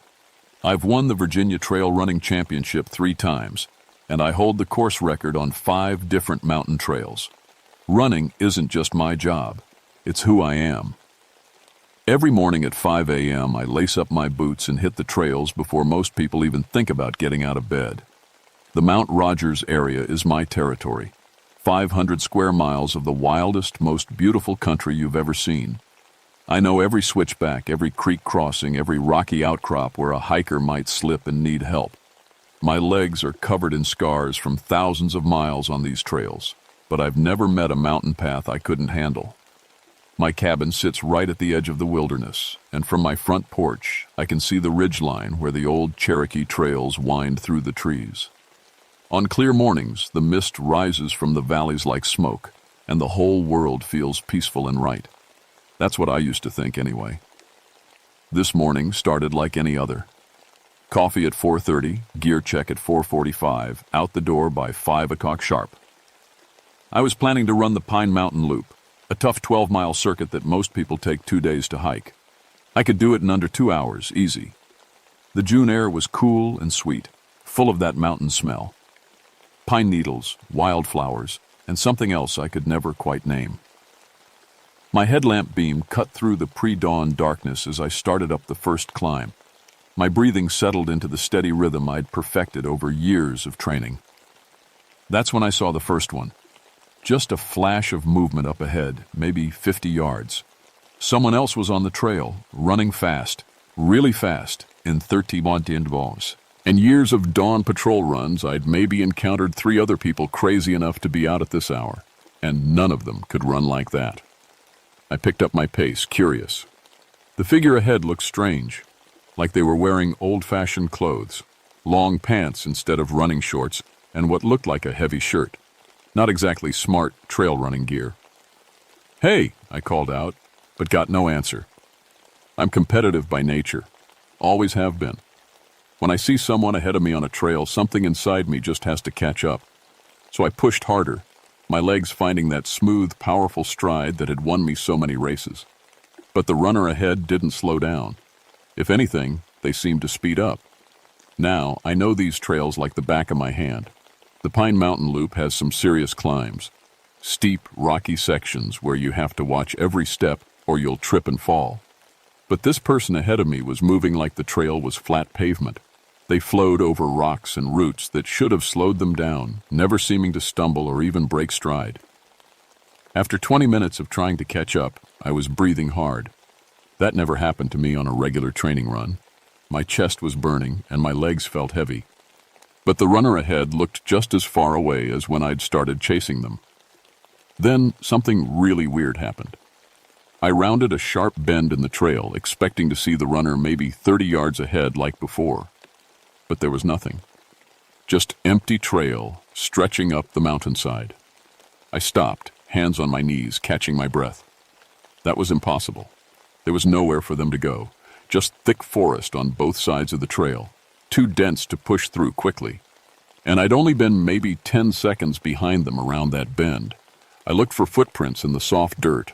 Mine were there, clear as day, but I couldn't find any others, not a single track from the person I'd been chasing for half an hour. The sun was coming up now, filtering through the trees in golden shafts. Everything looked normal and peaceful. Birds were starting to sing. A squirrel chattered at me from a nearby oak tree. But something felt wrong. The air was too still, too quiet, like the whole mountain was holding its breath. I finished my run, but my heart wasn't in it. My mind kept going back to that impossible runner. Who runs mountain trails in old-fashioned clothes? Who moves that fast over rough terrain?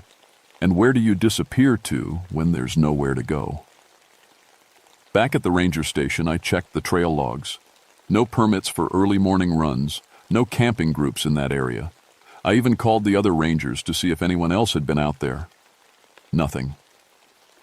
That night, lying in my bunk, I kept thinking about what I'd seen. 13 years on these mountains, and I'd never experienced anything I couldn't explain.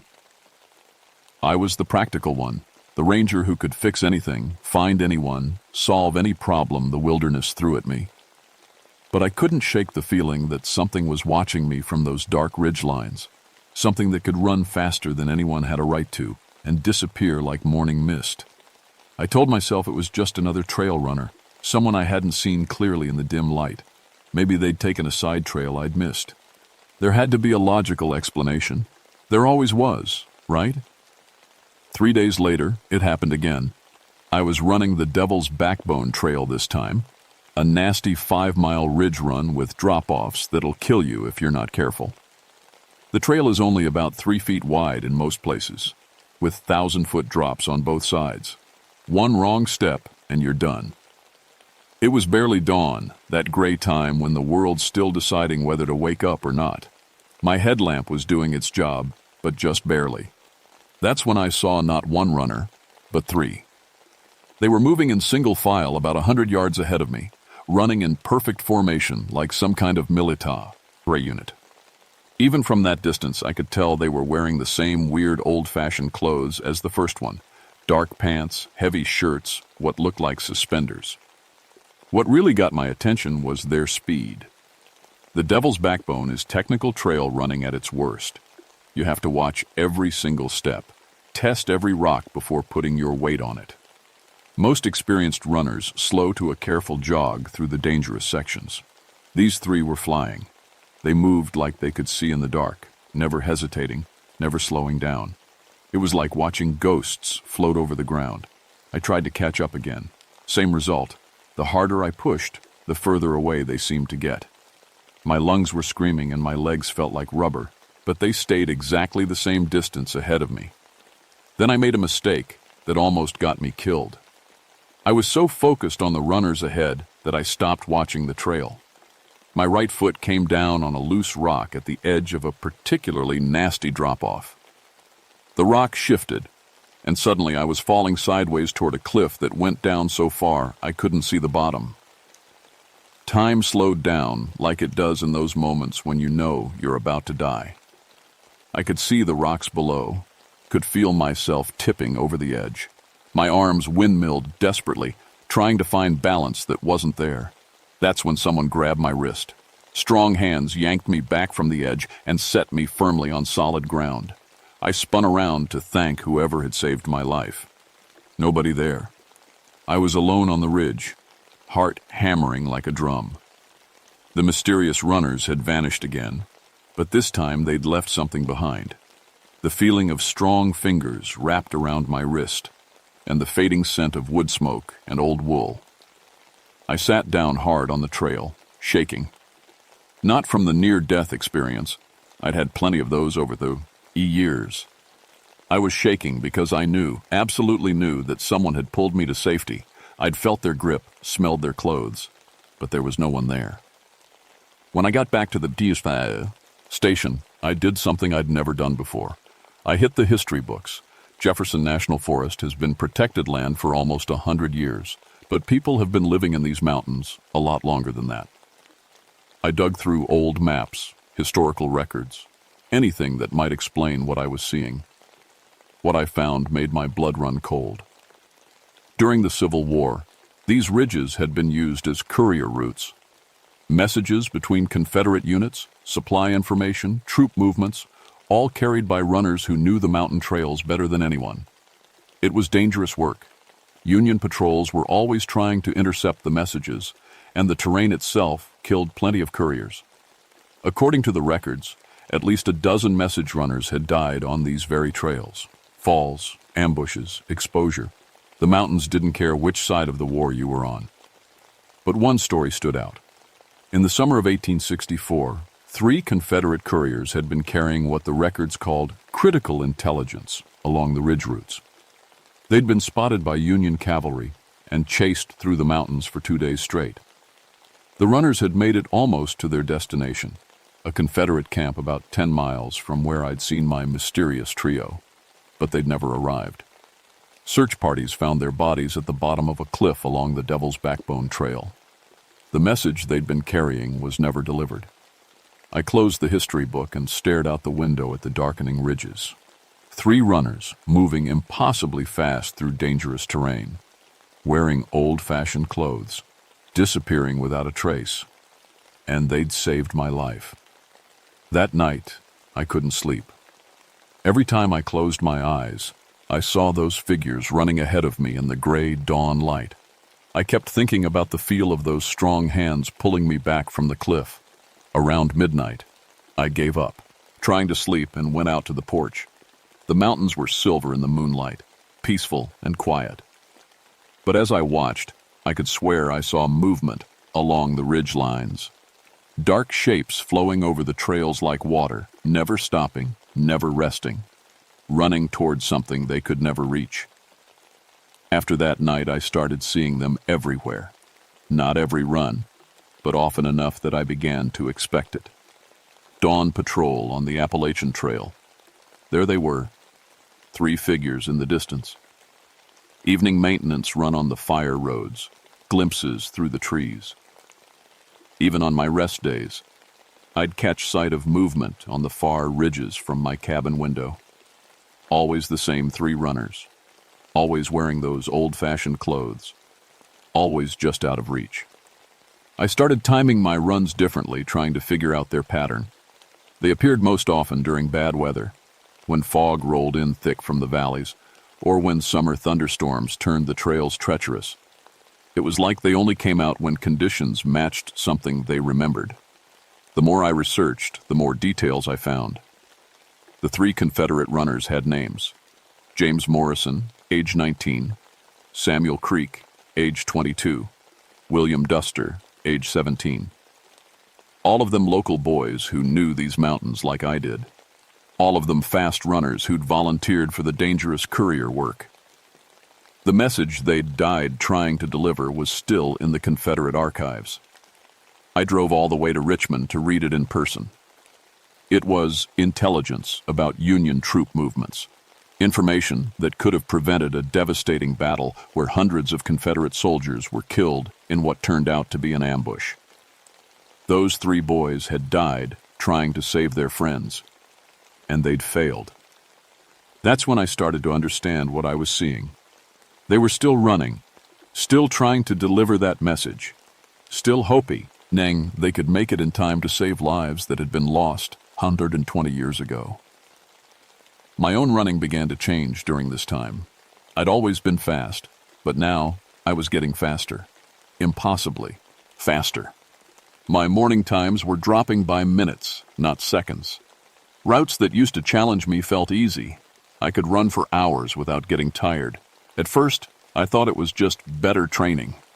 But then, weird things started happening. During one run, I looked down at my GPS watch and saw I'd covered 8 miles in what felt like 20 minutes. The watch had to be broken, but when I checked it against the mile markers on the trail, it was right. Another time, I was running through a section of trail I'd done thousands of times before. But instead of the familiar pine trees and rocky outcrops, I saw something impossible.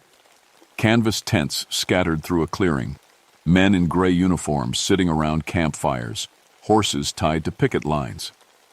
I blinked, and it was gone. Just normal forest again.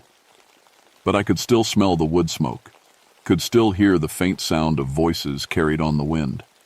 The 3 phantom runners started appearing closer to me. Not ahead on the trail like before, but running alongside me. I could see them clearly now, young faces, determined expressions, clothes that looked hand-sewn and well-worn. They never looked directly at me, but I knew they were aware I was there. One morning, I decided to try something crazy. Instead of trying to catch up to them, I tried to match their pace exactly, to run with them instead of chasing them. It worked. Suddenly, I was part of their formation, 4 runners moving in perfect sync along the ridge trails. And for the first time, the phantom runners acknowledged my presence. The one in front, I thought it was James Morrison, based on the historical descriptions, turned his head slightly and nodded at me. His eyes were sad but determined. Then he did something that made my heart skip. He handed me something. It was an old leather message pouch, worn smooth by years of handling. Inside was a folded piece of paper, yellow with age. Even without opening it, I knew what it was. The message that had never been delivered. As soon as I took the pouch, the world around me changed. The modern trail vanished, replaced by a narrow dirt path winding through different trees. The mountains looked the same, but younger somehow. The air smelled of wood smoke and horses and something else. Fear. I was running through 1864. The phantom runners were speaking to me now, their voices like wind through dry leaves. "Help us," James Morrison whispered as he ran. "We're so close to saving them." "The message," Samuel Creek added. "It has to get through." "They're all going to die if we don't make it," William Duster said, and his young voice broke with desperation. I understood then what they wanted from me. They needed someone living, someone who could exist in both their time and mine to finish what they'd started. They'd been running these mountains for over a century, trying to complete their mission, but they were trapped in the moment of their failure.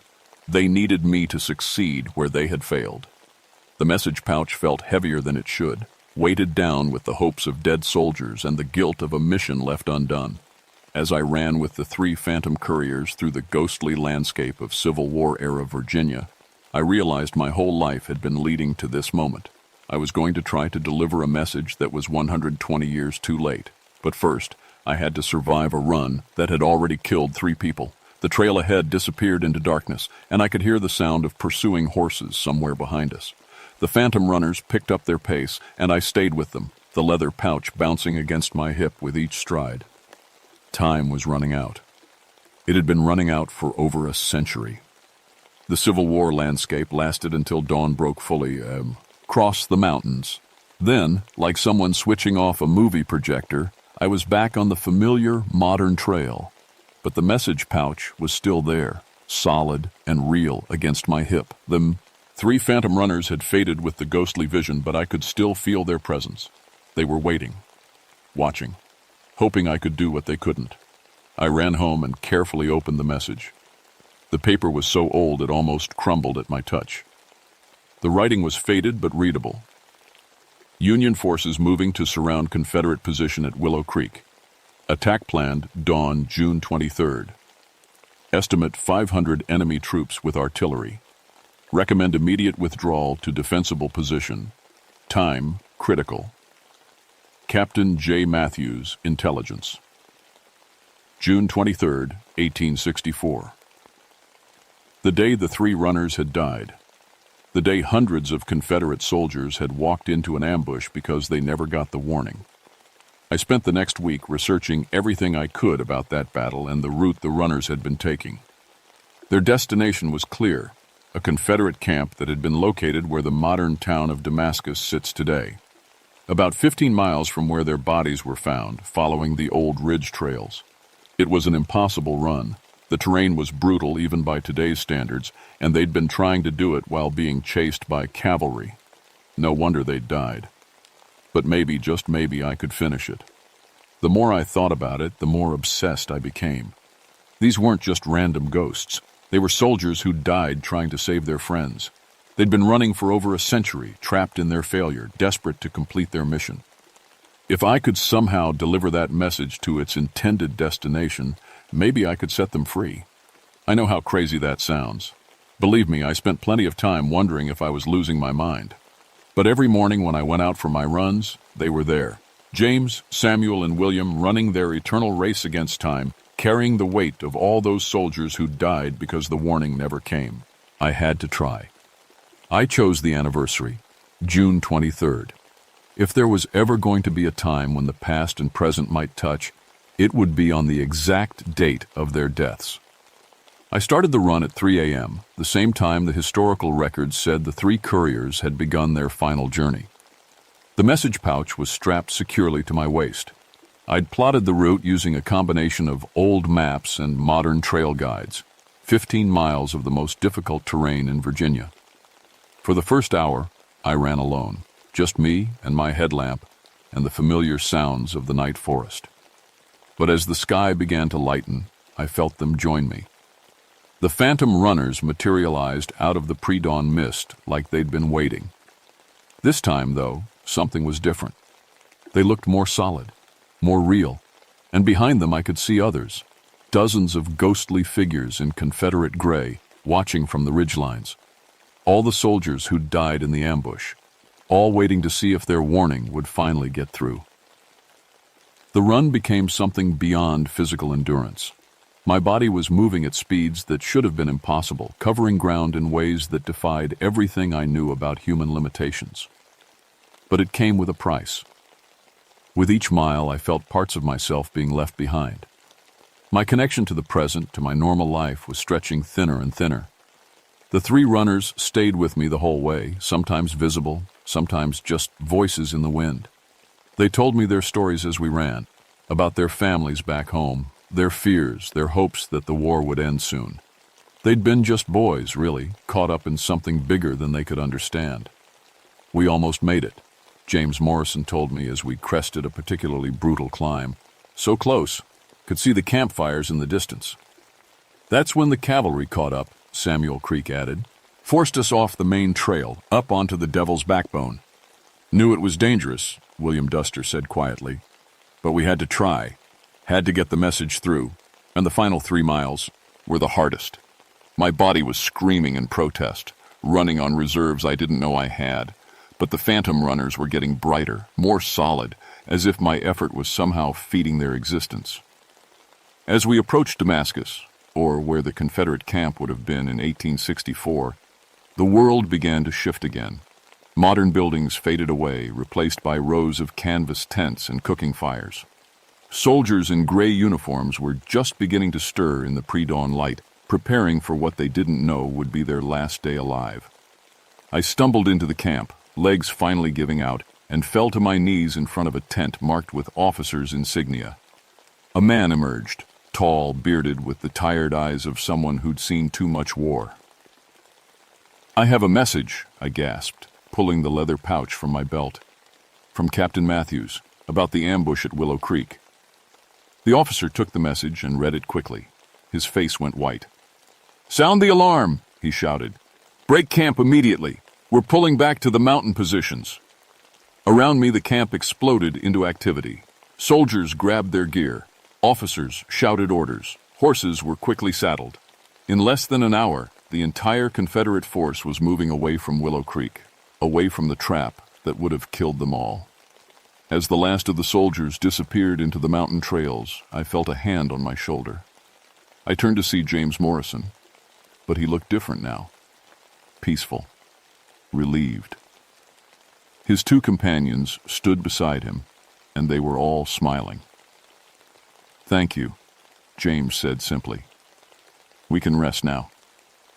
The three phantom runners began to fade as the sun rose fully over the mountains. But before they vanished completely, William Duster said something that chilled me to the bone. "You delivered the message, but now you have to find your way back, and that's not going to be easy." As the Civil War camp disappeared around me, I realized what he meant. I was alone in the wilderness, 15 miles from home, and my body was shutting down from the supernatural exertion. My legs wouldn't work properly. My vision was blurring, and I could feel something fundamental breaking inside me. I'd saved the ghost soldiers. But I wasn't sure I'd saved myself. I don't remember much about getting home. Bits and pieces, crawling down rocky slopes, drinking from mountain streams, the sun getting higher and hotter as I struggled through terrain that had been easy when I was running with supernatural help. A hiking family found me collapsed on a trail about 5 miles from the ranger station. They said I was unconscious, badly dehydrated, and mumbling about messages and cavalry. The rescue team had to carry me out on a stretcher. I spent 3 days in the hospital. The doctors couldn't figure out what was wrong with me. My legs showed signs of extreme overuse, muscles torn, tendons strained, joints inflamed like I'd run 100 miles instead of 15. But there was something else, something they couldn't measure or treat. I felt hollow inside, like part of me had been left behind in 1864. When I finally got back to my cabin, the first thing I did was check the historical records again. I needed to know if what I'd experienced was real or just some kind of hallucination brought on by exhaustion and stress. What I found made me cry.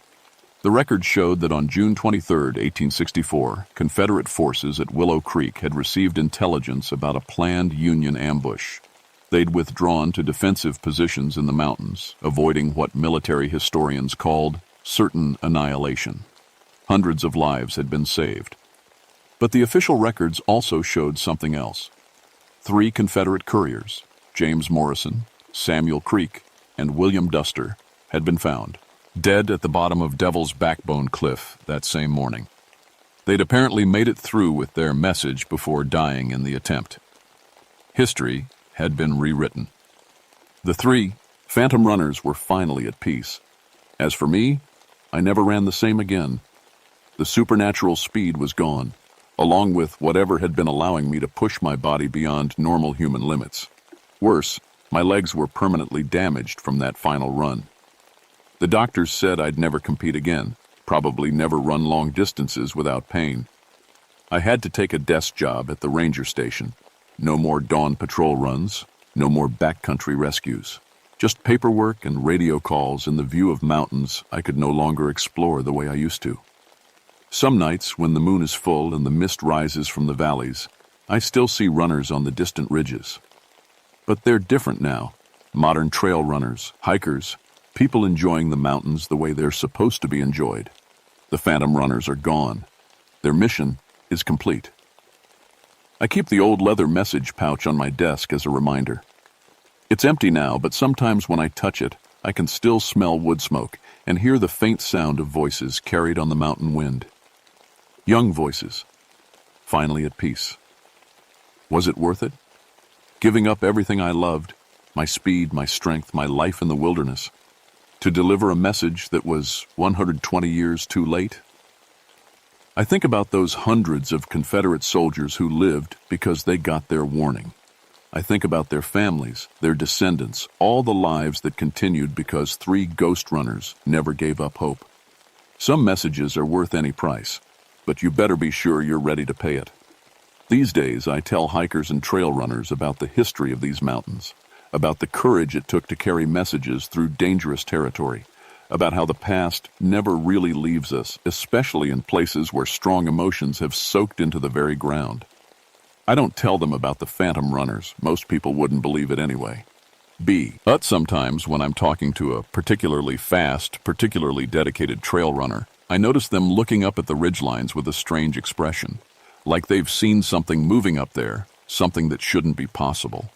When that happens, I just smile and suggest they be careful on the early morning runs.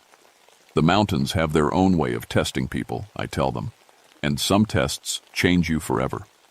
The ridge runners are at rest now, but the mountains are still full of stories, still full of spirits who have unfinished business with the living world. Just remember, if something impossible starts following you on the trail, there's probably a reason, and that reason might be more important than anything you've ever done in your life, even if it cost you everything to find out what it is.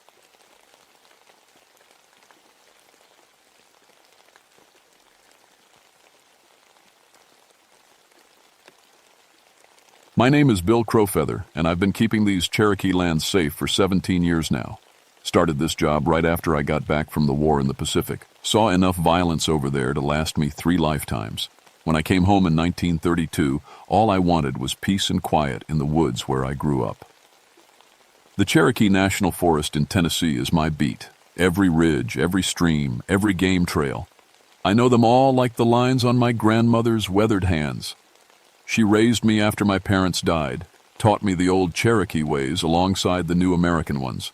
Half my blood runs Cherokee, half runs Irish from my father's side. Used to think that made me caught between 2 worlds. Now I know it does. Grandmother told stories about these mountains that would make your hair stand up. Tales about spirits that walked the ridges, about hunters who never came home, about things that watched from the darkness between the trees. I listened politely when I was young, but after I learned to read and went to school, I figured they were just old stories. Made-up tales to scare children into behaving. Should have listened better.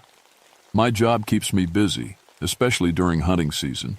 I check licenses, make sure folks follow the rules, and help out when someone gets lost or hurt. Process over 1,000 hunting permits every year. Know every hunter who comes through these parts, the good ones who respect the land and the fools who think the forest owes them something. Most hunters are decent people. They understand that taking a life, even an animal's life, means something. They use what they kill, say a prayer, show respect. But every year I run into a few who see hunting as nothing but sport.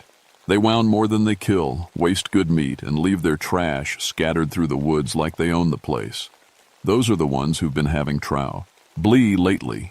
Started getting reports 3 weeks ago. Experienced hunters coming back from the deep woods looking pale and shaky. Said they felt like something was watching them, following them. These weren't city boys on their first hunt. These were men who'd been tracking deer through these mountains since they could walk. Something ain't right out there, Bill, old Tom Henderson told me after his last hunting trip. Tom's been hunting these ridges for 40 years. His hands shook as he poured coffee from his thermos. Felt like I was being hunted instead of hunting. I figured it was just nerves. Maybe a bear or mountain lion had moved into the area, making folks jumpy. But then Jake Morrison came to see me, and Jake doesn't scare easy. Bill, I need to tell you something, and you're going to think I'm crazy, Jake said. He sat on the edge of my desk at the ranger station, turning his hunting cap around and around in his hands. I was up on Lookout Ridge 2 nights ago. Had a clear shot at a big buck, maybe 10 points. But when I looked through my scope, there was something else in the tree line. Something big. Something watching me watch the deer. What kind of something? I asked. Jake's eyes went distant. Looked like a man, but too big to be a man, and it had eyes that caught the moonlight like an animal's. He shook his head. When I looked again, it was gone, but I felt it watching me all the way back to my truck. I wrote up a report about possible wildlife encounters and sent it to the main office. Standard procedure.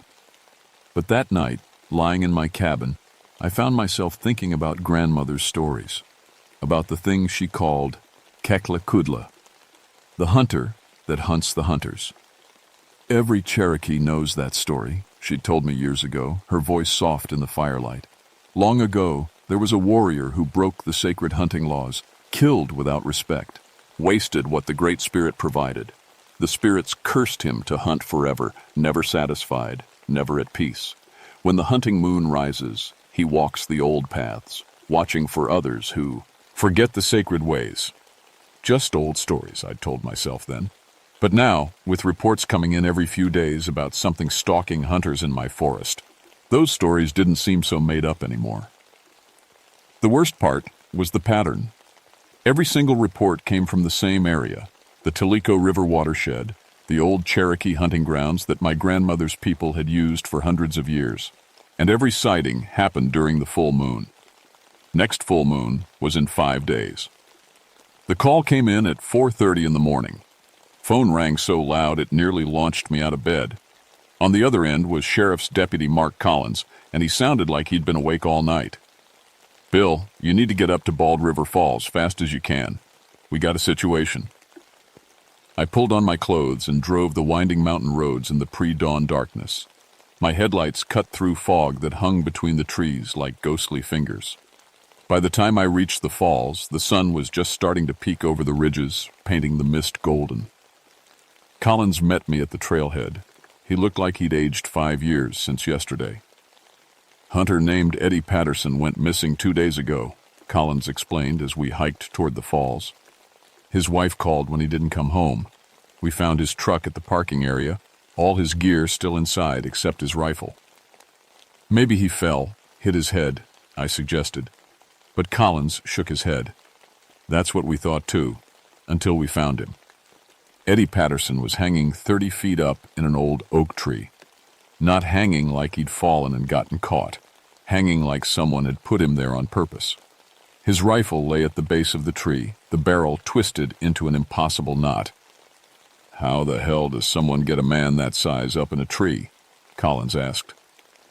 Eddie was a big guy, maybe 250 pounds of muscle and fat. "And how do you twist a rifle barrel? Well, like that?" I stared up at Eddie's body swaying in the morning breeze. Something cold crawled up my spine. "Any signs of what killed him?" "That's the strangest part. Doc says he died of fear. Heart just stopped. No injuries, no violence. Just scared himself to death." I walked around the base of the tree looking for tracks. Found them pressed deep in the soft earth near the creek. Footprints twice the size of a man's with what looked like claw marks at the toes. But strangest of all, the prints showed bare feet, human-shaped but massive. "Collins, you see these tracks?" He came over and whistled low. "What kind of animal makes tracks like that?" "No animal I know." I knelt down and measured the print with my hand. 16 inches long, 6 inches wide. But they look almost what? Almost human. We followed the tracks along the creek for maybe 100 yards before they disappeared into the rocky stream bed. But I found something else that made my blood run cold. Scratches carved into the bark of trees along the trail. Not random scratches from claws or antlers. Deliberate marks, symbols, Cherokee symbols. I recognized them from the stories grandmother used to tell. Warnings, messages, ancient writing that said, "Beware. The hunter comes for those who show no respect." Collins was examining Eddie's twisted rifle. "Bill, this doesn't make sense. Steel doesn't bend like this, not without machinery, not without heat." I walked back to where Eddie's body hung in the tree. The rope around his neck wasn't rope at all. It was woven from vines and twisted bark, done in a pattern I'd seen before in grandmother's stories. The way the old Cherokee used to prepare offerings for the spirits. "We need to get him down," I said. It took 3 men and a ladder to lower Eddie Patterson's body. As we worked, I noticed something that chilled me to the bone. Eddie's huoas, haunting jacket was soaked with blood. Not his own blood, but the blood of animals. Fresh blood. Like he'd been field dressing a dozen deer. but there were no deer carcasses anywhere around. Collins, Eddie's wife, say anything about him having a successful hunt? Matter of fact, she mentioned he'd been bragging about killing 6 deer in 2 days. Said he was planning to sell the meat. 6 deer in 2 days. The legal limit in Tennessee is 1 deer per day during hunting season. Eddie Patterson had been poaching and doing it on sacred Cherokee land. As we loaded the body into the coroner's van, I heard something that made me stop cold. A sound drifting down from the ridges above us. A long, mournful call that wasn't quite human and wasn't quite animal. Like a war cry mixed with the howl of a wolf. Collins heard it too. What the hell was that? I looked up at the tree line and thought I saw a shadow moving between the trunks. Something tall and broad-shouldered that seemed to flow from tree to tree without making a sound. Probably just wind in the trees, I said, but my hand moved instinctively to the service pistol on my belt. That night I visited my grandmother's grave behind the old Cherokee church, knelt down beside her headstone, and spoke to her like she was still sitting in her rocking chair. Grandmother, I think the old stories are true. I think Kekla Kudle is walking again. What am I supposed to do? The wind through the pines sounded almost like her voice. Remember what I taught you, grandson. Some laws are older than the ones written in books. Driving home, I passed 3 more hunters heading into the forest for night hunting. Legal during bow season, but these men had rifles and spotlights. Poachers, most likely, coming to take advantage of the confusion around Eddie's death. I should have stopped them, should have checked their licenses and equipment. Instead, I drove home and loaded my grandfather's old Winchester with silver bullets that grandmother had blessed with Cherokee prayers 50 years ago. Some instinct told me I was going to need them. The next 2 nights brought 3 more bodies. First was Danny Kowalski, found at dawn hanging upside down from a bridge over Little River. Like Eddie, he'd died of fear, and like Eddie, his hunting rifle was twisted into scrap metal. But Danny's case was worse. His body was arranged like a traditional Cherokee offering, surrounded by the bones and antlers of dozens of animals. All the deer he'd killed illegally over the past month by the look of it. The second was Lou Martinez, discovered by hikers near Cataract Falls. Lou had been suspended in a web of vines between 2 trees 40 feet off the ground. His clothes were shredded, and his body was painted with symbols in what looked like mud and blood. Cherokee war paint, grandmother would have called it. The pattern meant marked for judgment. The third was the worst.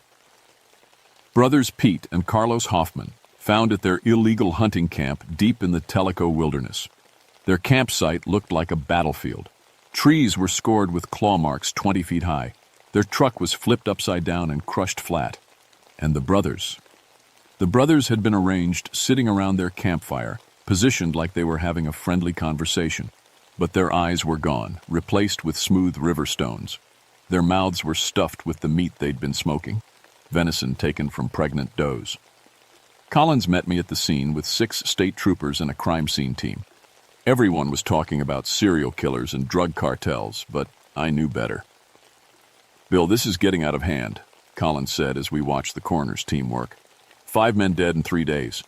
Whatever's doing this, we need to find it fast. I showed him the tracks around the campsite, the same massive, clawed human footprints. But now there were dozens of them, like a whole tribe of whatever was hunting had gathered, for some kind of ceremony. Collins, you need to close the forest, put out a hunting ban until we figure this out. Can't do that. Hunting season brings in too much money for the county. Besides, the state boys think it's just some crazy mountain man, maybe hopped up on drugs. They'll catch him. I walked to the edge of the camp, where the forest began. Carved into a massive oak tree was a message in Cherokee symbols. 5 who showed no respect have paid the price. More will follow until balance is restored. Below the message was something that made my hands shake. My own name, written in Cherokee script. The hunters were looking for me specifically. That night, I sat in my cabin cleaning my grandfather's Winchester and trying to make sense of what was happening. 5 dead hunters, all of them poachers, all of them killed on sacred Cherokee land during the full moon cycle. The pattern was clear to anyone who knew the old stories.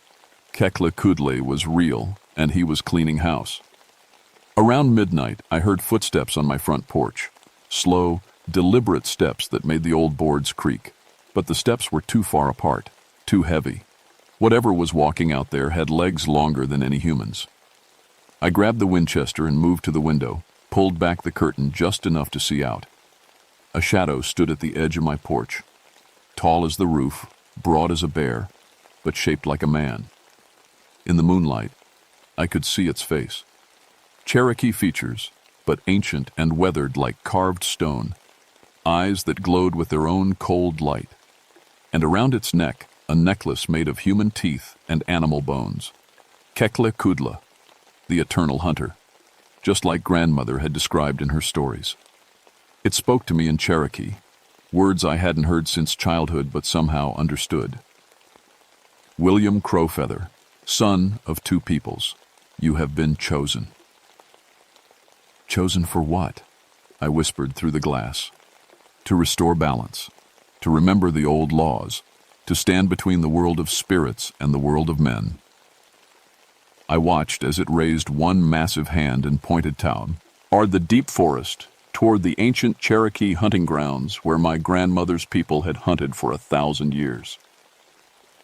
Come to the sacred place when the moon is highest. Come alone. Come ready to choose which laws you will serve. Then it melted back into the shadows like it had never been there at all. I spent the rest of the night sitting in my rocking chair, Winchester across my knees, thinking about grandmother's words. She'd always said I was meant for something special, caught between the Cherokee world and the white world for a reason. Now I was starting to understand what that reason might be. 3 more hunters had gone into the forest that evening, ignoring all the warnings and roadblocks. Radio chatter suggested they were heading for the old, sacred hunting grounds, probably planning to take advantage of all the chaos to do some serious poaching. If Kekle Kudla found them first, they'd end up like the others, arranged like offerings, twisted into symbols of ancient justice. Unless I got there first. I checked the silver bullets in the Winchester and headed into the forest. Time to see if I was Cherokee enough to talk to a legend, and human enough to survive the conversation. The sacred hunting ground lay in a natural bowl between 3 ridges, hidden so deep in the Cherokee National Forest that most maps didn't show it. Grandmother had brought me here once when I was 12, told me it was where her grandfather's grandfather had performed the first hunt ceremony each season. I reached the clearing just as the full moon crested overhead. The 3 poachers were already there, spotlights blazing, moving through the sacred grove like they owned it. I recognized them. The Dawson brothers and their cousin Mickey, all of them known for taking deer out of season and leaving the meat to rot. "Hey, you boys need to get out of here," I called as I approached. Ched their camp. Forest's closed due to ongoing investigation. The oldest Dawson brother, Earl, turned his spotlight on me. "Says who? You ain't got jurisdiction to close nothing, Ranger. This is public land." "Says the thing that's been killing hunters for the past week," I replied. "Unless you want to end up hanging in a tree like Eddie Patterson." The brothers laughed, but I could see they were nervous. They'd heard the stories, seen the news reports. Their rifles were loaded and ready, and they kept glancing at the tree line. "Ain't nothing out here but scared animals and scared people," Earl said. "We're gonna get us some deer and get out." That's when the temperature dropped 30 degrees in 3 seconds. Our breath started misting in the air. The batteries in their spotlights began to dim. And from the forest around us came a sound like distant drums, the rhythm of Cherokee war chants from centuries past. "What the hell?" Mickey whispered, raising his rifle. The trees began to move without any wind. Branches swayed and creaked, forming patterns that looked almost like dance movements. And in that swaying forest, shadows began to take shape. Not just one shadow, but dozens. Cherokee warriors, translucent as moonbeams, emerged from between the trees. They carried ancient weapons, bows, tomahawks, spears tipped with flint. Their faces were painted for war, their eyes glowing with the same cold light I'd seen on my porch. At their head walked Kekle Kudla. In the clearing, surrounded by his ancestors, the eternal hunter looked even more massive than before. 8 feet tall, broad-shouldered as a bear, but moving with the fluid grace of a mountain cat. His skin was dark copper, marked with scars from 1,000 hunts. His hair was long and black, woven with feathers and bones. Around his waist hung a belt made from the hides of animals that had died with honor. The Dawson brothers opened fire. Their bullets passed right through the ghostly warriors like they were shooting at mist. But Kekle was solid enough. The bullets struck him in the chest and shoulder, spinning him around but not dropping him. Silver streaks of light marked where the bullets hit, and I realized the poachers were using some kind of blessed ammunition. Kekle roared, a sound that shook the ground and sent every animal within miles running. The ghostly warriors raised their weapons and charged. What followed was like watching a battle from a nightmare. The Cherokee spirits moved through the clearing like deadly smoke, and everywhere they touched, the poachers' equipment failed. Rifles jammed, spotlights exploded. Even their truck's engine died with a mechanical scream. Earl Dawson ran straight toward me, his eyes wild with panic. "Shoot them, Ranger! Shoot them!" I raised the Winchester but didn't fire. Something in grandmother's blood told me this wasn't my fight. Mickey screamed as ghostly hands lifted him off the ground. He hung suspended in the air, his body rigid with terror. I watched his face go from red to white to blue as his heart simply stopped from fear. The youngest Dawson brother, Tommy, fell to his knees and began praying in a voice high as a child's. The Cherokee spirits gathered around him but didn't touch him. Instead, they seemed to be waiting for something. Kekle approached me across the clearing. The bullet wounds in his chest were already healing, silver light sealing the tears in his supernatural flesh. "William Crowfeather," he said in Cherokee, "you carry the blood of the people, but you serve the laws of the destroyers. Choose now. Will you stand with those who take without respect, or will you remember the old balance?" I looked around the clearing. Mickey Dawson hung dead in the air, suspended by forces I couldn't understand. Earl Dawson cowered behind an overturned log, his rifle useless in his shaking hands. Tommy knelt in the center of it all, surrounded by the spirits of my ancestors. And I understood what was happening. This wasn't just about punishing poachers. This was about me, about the choice I'd been avoiding my whole life, whether to honor my Cherokee blood or keep serving a system that saw the forest as just another resource to be managed.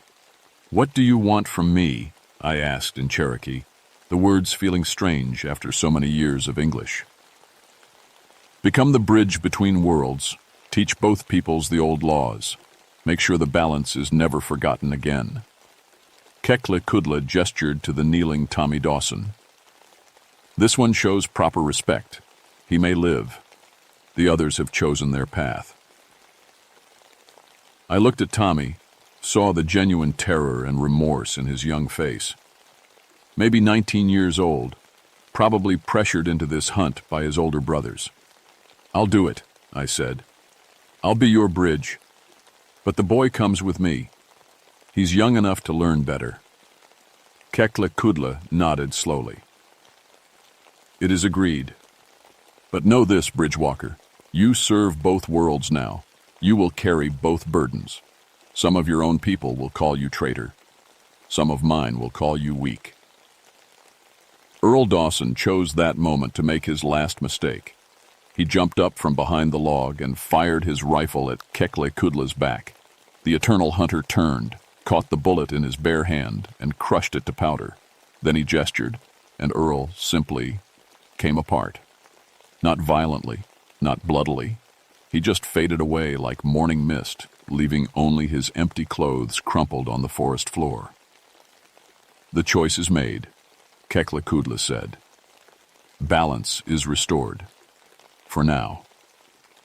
Tommy Dawson spent 3 days in the hospital, recovering from shock and what the doctors called severe psychological trauma. When he was finally able to talk, he told everyone who'd listened that monsters made of moonlight had killed his brothers and cousin. Nobody believed him. The official report listed the Dawson brothers as missing, presumed dead in a hunting accident. Their bodies were never found, and eventually the case was closed and filed away. I kept my mouth shut and did my job.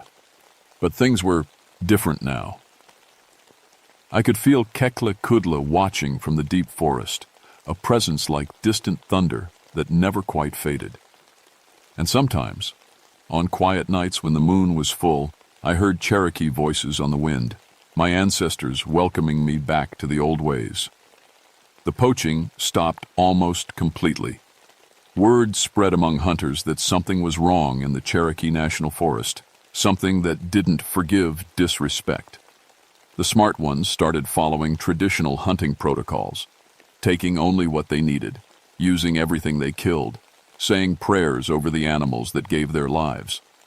I helped them understand, started teaching Cherokee hunting ceremonies alongside modern conservation techniques, showed them how to read the signs that meant the forest was healthy, how to know when they'd taken enough. Most hunters appreciated the education. A few called me crazy or complained to my supervisors about Indian mysticism creeping into forest management. But my success rate spoke for itself. Wildlife populations increased, hunting accidents decreased, and the forest began to feel balanced again. Tommy Dawson became one of my best success stories. The kid was so shaken by what he'd seen that he gave up hunting entirely for 2 years. When he finally returned to the woods, it was with a Cherokee elder who taught him proper ceremony and respect. Now, he's one of the most ethical hunters in 3 counties. Late at night, sitting in my cabin, I sometimes wonder if I made the right choice. I'm caught between 2 worlds now, serving laws that don't always agree with each other. When a poacher breaks federal hunting regulations, I enforce federal law. But when someone violates the deeper laws, the ones about respect and balance, I let older justice take its course. Some might call that vigilantism. I call it remembering. Keklakudla still walks the ridge during full moons. I've seen his tracks, heard his call echoing through the valleys. He's waiting, watching, making sure the balance holds. And I'm here to help. Ranger William. Crowfeather, servant of 2 peoples, keeper of 2 kinds of law. Some badges are made of metal and issued by governments. Others are made of blood and bone and the weight of ancestral responsibility. I wear both, and I sleep better than I have in years. The forest remembers its own, and now so do I.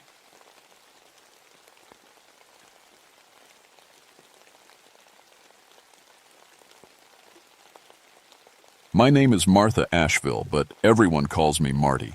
I've been a park ranger here in the Great Smoky Mountains for 15 years now. When I started, I was the first woman to get this job, and believe me, I had to work twice as hard to prove I belonged. These mountains are my home, my life, and my responsibility. I know every trail, every stream, every dangerous spot where families need to be careful. That's my specialty, keeping kids safe. I run camping programs, teach parents about bear safety, and make sure children don't wander off where they shouldn't. I carry extra supplies for little ones in my pack, bandages, snacks, even a tiny emergency blanket. Always prepared, that's me. But I wasn't always this way.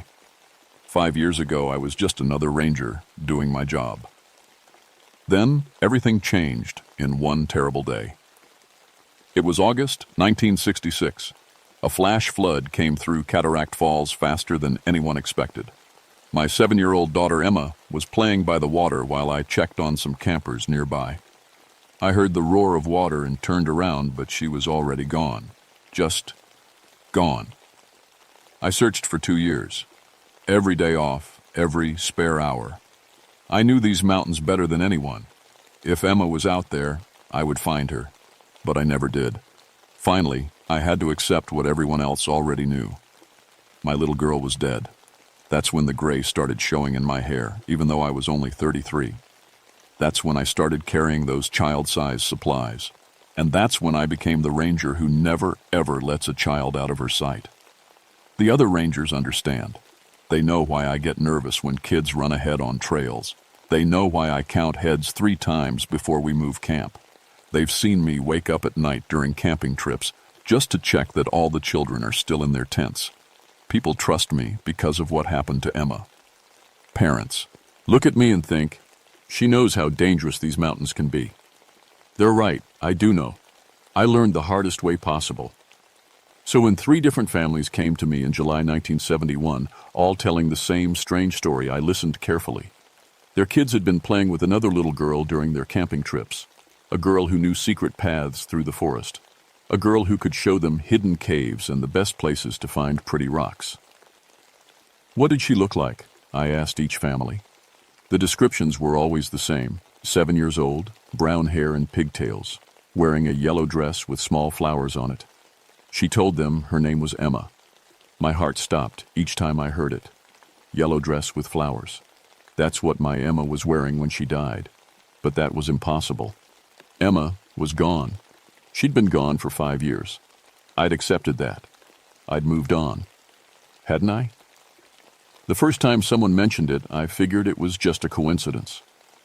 Kids make up imaginary friends all the time, especially when they're somewhere new and exciting. The name Emma isn't that unusual. The second time I started paying attention. The third time I knew something was wrong. The Morrison family was staying at Campsite 12, the same area where Emma used to love playing. Mr. Morrison found me at the ranger station on a Tuesday morning looking worried. My 6-year-old son Jake keeps talking about this girl he's been playing with, he said. Says she knows all the best hiding spots, but we haven't seen any other kids around. I felt that familiar tightness in my chest. Can you tell me exactly what Jake said? Mr. Morrison shifted uncomfortably. He says she showed him a trail that leads to a waterfall nobody else knows about. Says she can walk on the rocks without falling, even when they're wet. But here's the thing, Ranger Asheville, Jake described this girl perfectly, and he's never seen her with parents. She just appears when he's playing alone. I kept my voice steady. What does she look like? Small, around 7, brown hair and pigtails, wearing a yellow sundress with little flowers. My hands went cold. Did she tell Jake her name? Emma. She told him her name was Emma. That afternoon, I hiked out to Campsite 12. The Morrison family was getting ready for a nature walk, and Jake was bouncing with excitement. Can Emma come with us? He asked his parents. She knows where the best berries are. I knelt down next to Jake. Can you tell me more about Emma? His face lit up. She's really nice. She knows all the secret places in the forest. Yesterday she showed me a cave that has pictures on the walls. And she can talk to the animals. I saw her pet a bear cub. A chill ran down my spine. Bear cubs meant mother bears nearby. That was exactly the kind of danger I trained families to avoid. Jake, where did you meet Emma? By the big rocks near the water. She was sitting there crying, so I asked her what was wrong. She said she was lost and couldn't find her mommy. But then she started smiling and said she could show me all her favorite places.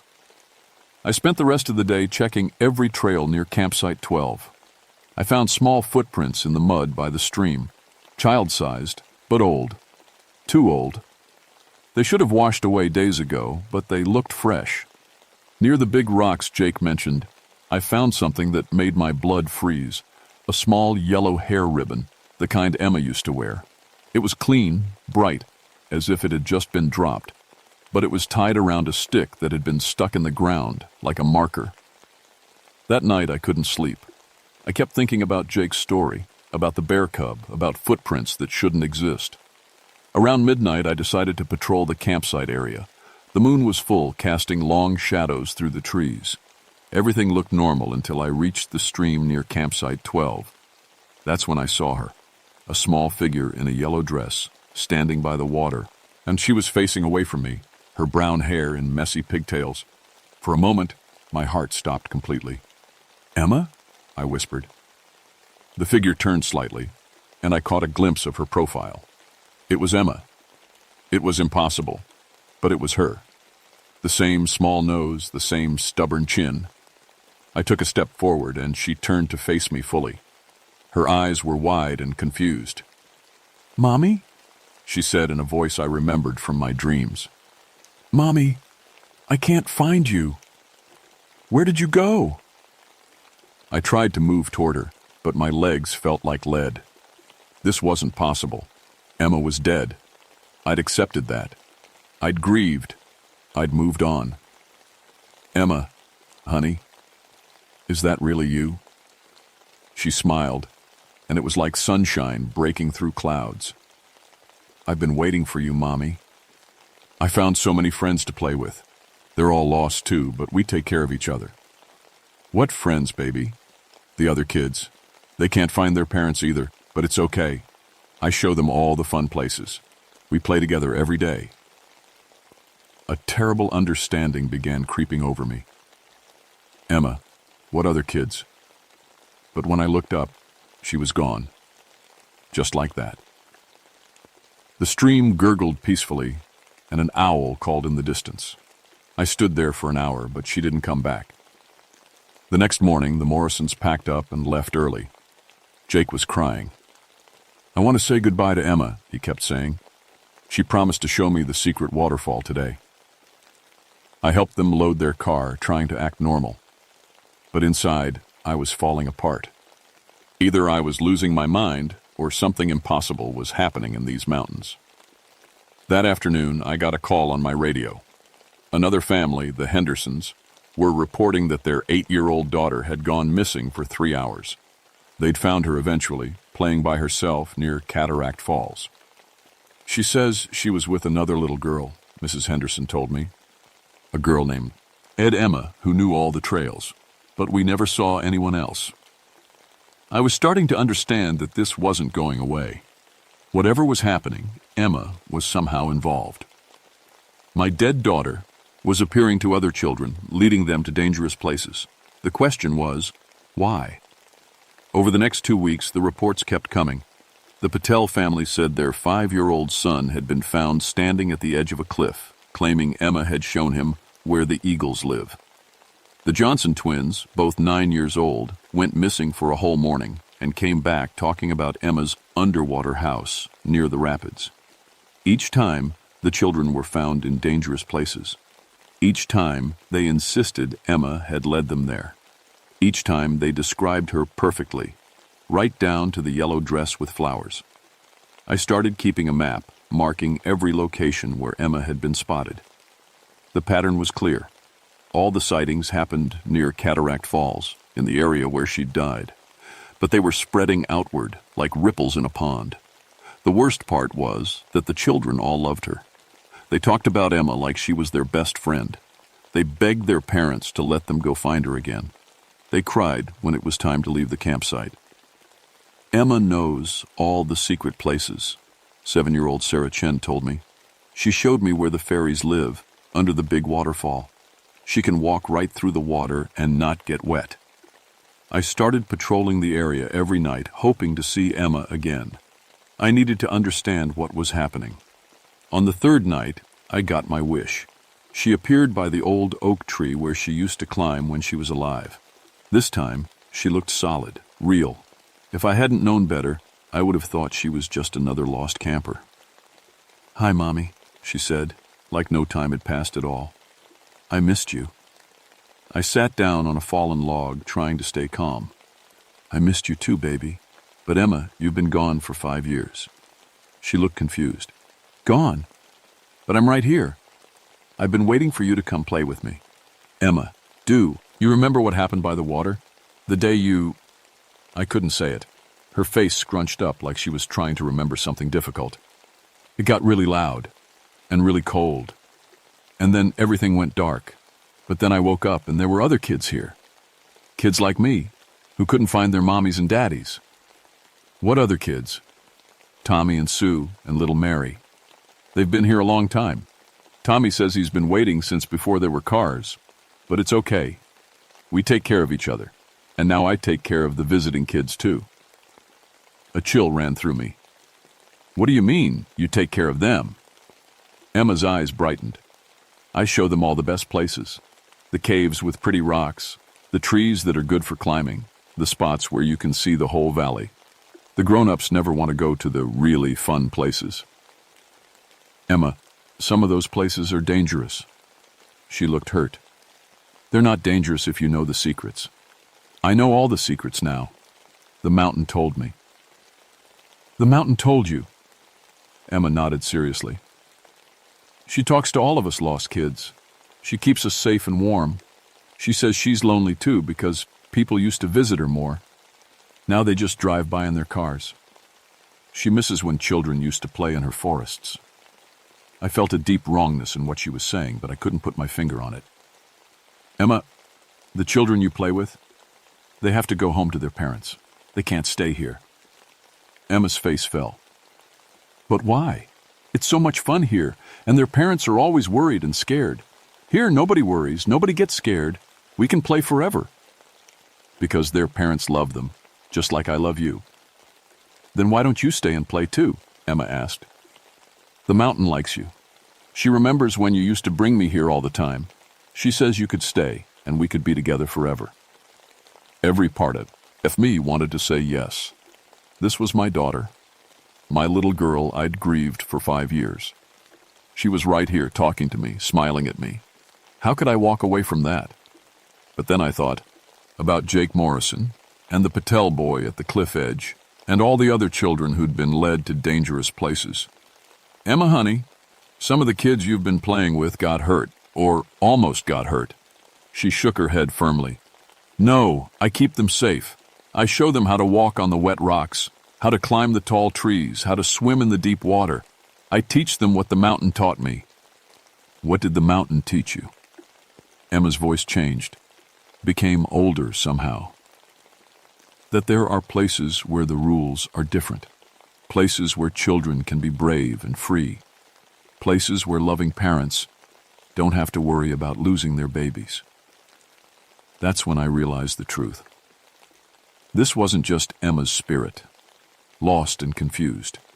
Something was using her, feeding on her love for me and my grief for her. Something that wanted to keep children here, in these mountains. Something that was getting stronger every time a child went missing. Emma, I said carefully, I need you to stop playing with the visiting children. Her face crumpled. But Mommy, they're my friends, and they're so sad when they first get here. I make them happy. They need to go home to their families. But I don't have a family anymore, Emma cried. You left me. You stopped looking for me.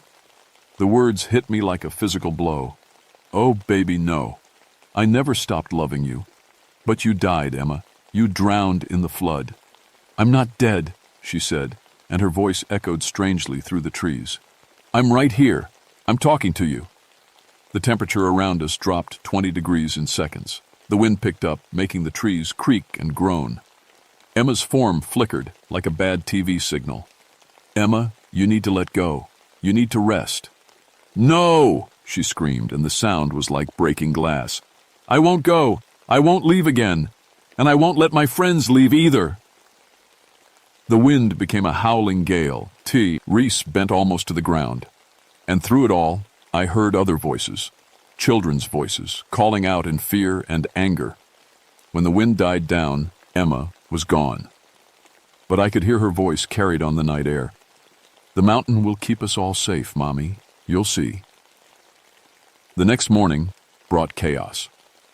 3 families reported their children missing, all at the same time, all from different campsites.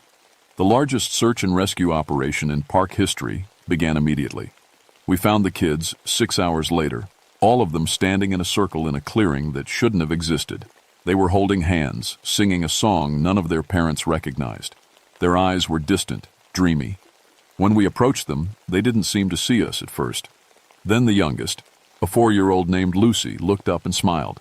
Emma says we can stay now, she announced. Emma says the mountain mother wants us to be her children too. All the children nodded in agreement. They talked about Emma like she was standing right there with them. They said she'd shown them the mountain mother's secret places, taught them the mountain mother's songs. But here's what made my blood run cold. They all knew things they shouldn't know.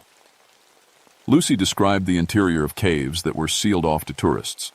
8-year-old Marcus drew a perfect map of underground streams that weren't on any official survey. They all talked about the other lost children who lived in the mountain permanently. We managed to get the kids back to their parents, but none of them wanted to leave. They cried and fought and begged to go back to Emma. Their parents were terrified. That night, I made a decision that would change everything. I went back to the clearing where we'd found the children, carrying a backpack full of supplies and my Ranger radio. I was going to end this, whatever it took. Emma appeared almost immediately, as if she'd been waiting for me. I knew you'd come back, she said happily. The mountain mother is so excited to meet you properly. Emma, we need to talk. About what you're doing to these children. Her smile faded. I'm not doing anything bad, Mommy. I'm giving them what you gave me. Love and safety and fun. But better, because here, it never has to end. It does have to end, baby. These children have families who love them. Families who will lose them anyway. Emma's voice rose.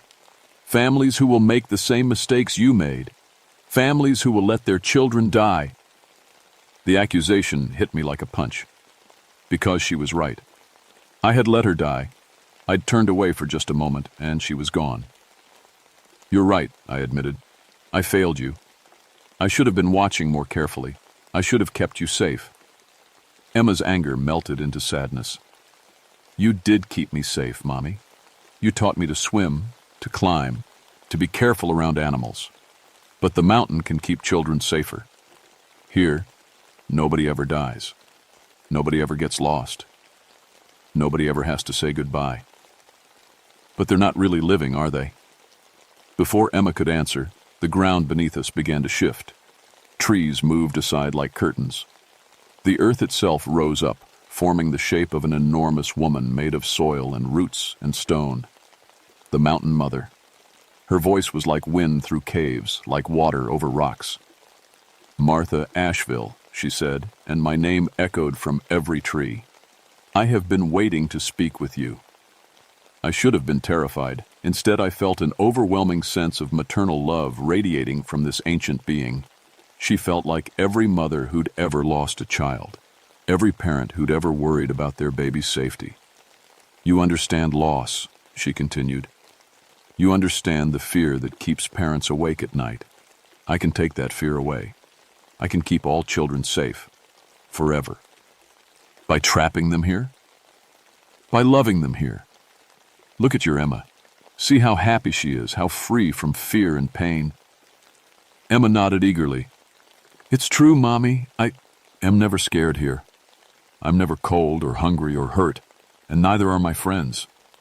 But you're not growing up, I said quietly. You're not learning new things, making new memories. You're stuck.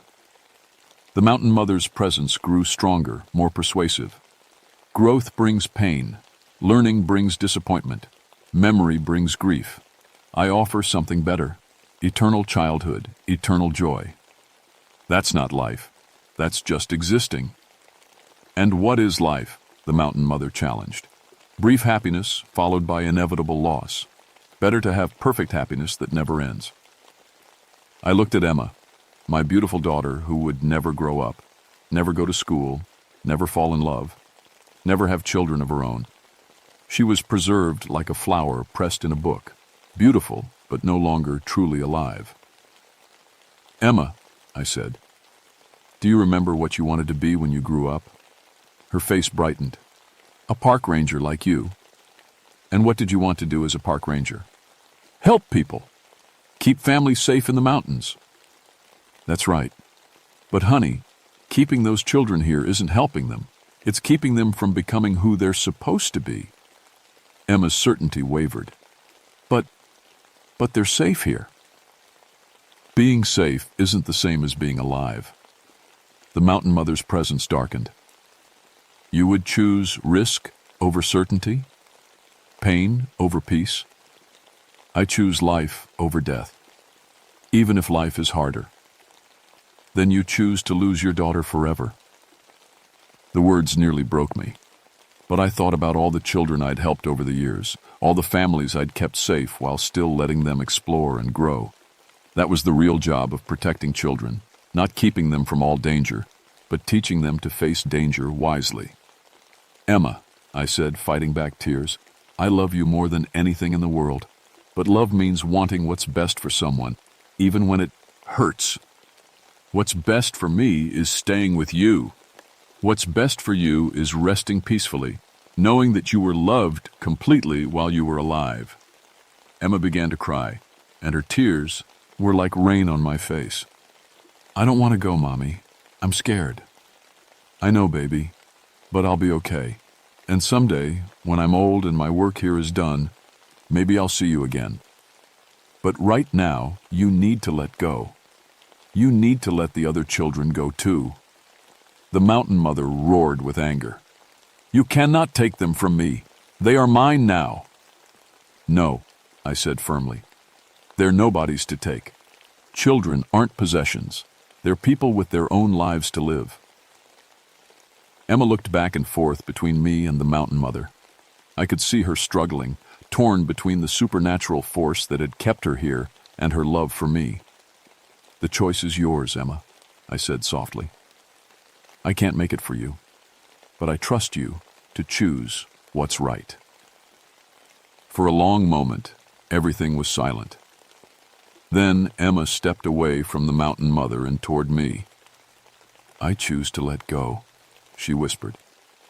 The mountain mother's scream of rage shook the entire forest, but Emma's form began to glow with warm, peaceful light. "I love you, Mommy," she said. "Take care of the other children for me." "I will, baby. I promise." Emma smiled one last time and then she was gone. Not vanished, but truly gone, in peace. The mountain mother's presence faded with a sound like grinding stone. The unnatural clearing disappeared, leaving just normal forest. And in the silence that followed, I heard something that made my heart leap. Children's voices, calling for their parents, no longer lost. The official report said that 7 children had experienced group hysteria during a camping trip and wandered into the forest together. They were found confused but unharmed, with no memory of how they'd gotten there. That was the story we told the media, the families, and the Park Service headquarters. It was easier than the truth.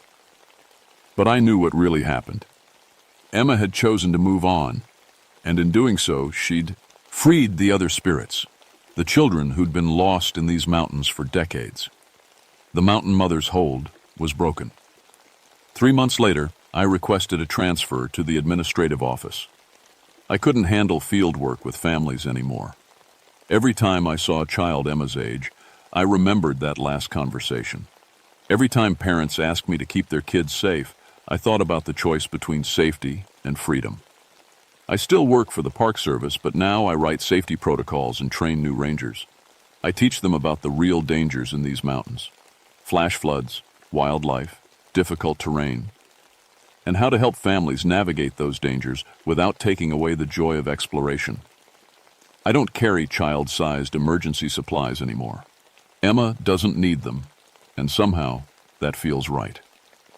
The reports of children playing with mysterious companions stopped completely after that night. The Cataract Falls area became just another beautiful part of the Great Smokies, no more dangerous than any other wilderness area. But sometimes, on very quiet nights, I walk the trails near where Emma died, not looking for her. I know she's at peace. Just remembering her and thinking about all the children whose lives she saved by choosing to let go. People ask me sometimes if I regret my decision, if I wish I'd chosen differently, taken the mountain mother's offer to be with Emma forever. The answer is no. Love isn't about holding on. It's about knowing when to let go. Emma taught me that in the end. My 7-year-old daughter, braver than her mother, choosing what was right over what was easy. Some losses can't be healed, and some love is too strong to let go, even after death. But sometimes the strongest love is the kind that does let go, trusting that what comes next will be okay. I still miss her every day, but I'm proud of the choice she made, and I keep my promise to her. I take care of the other children, the living ones, helping them explore these beautiful, dangerous mountains safely. That's what park rangers do. We protect and serve, even when it breaks our hearts.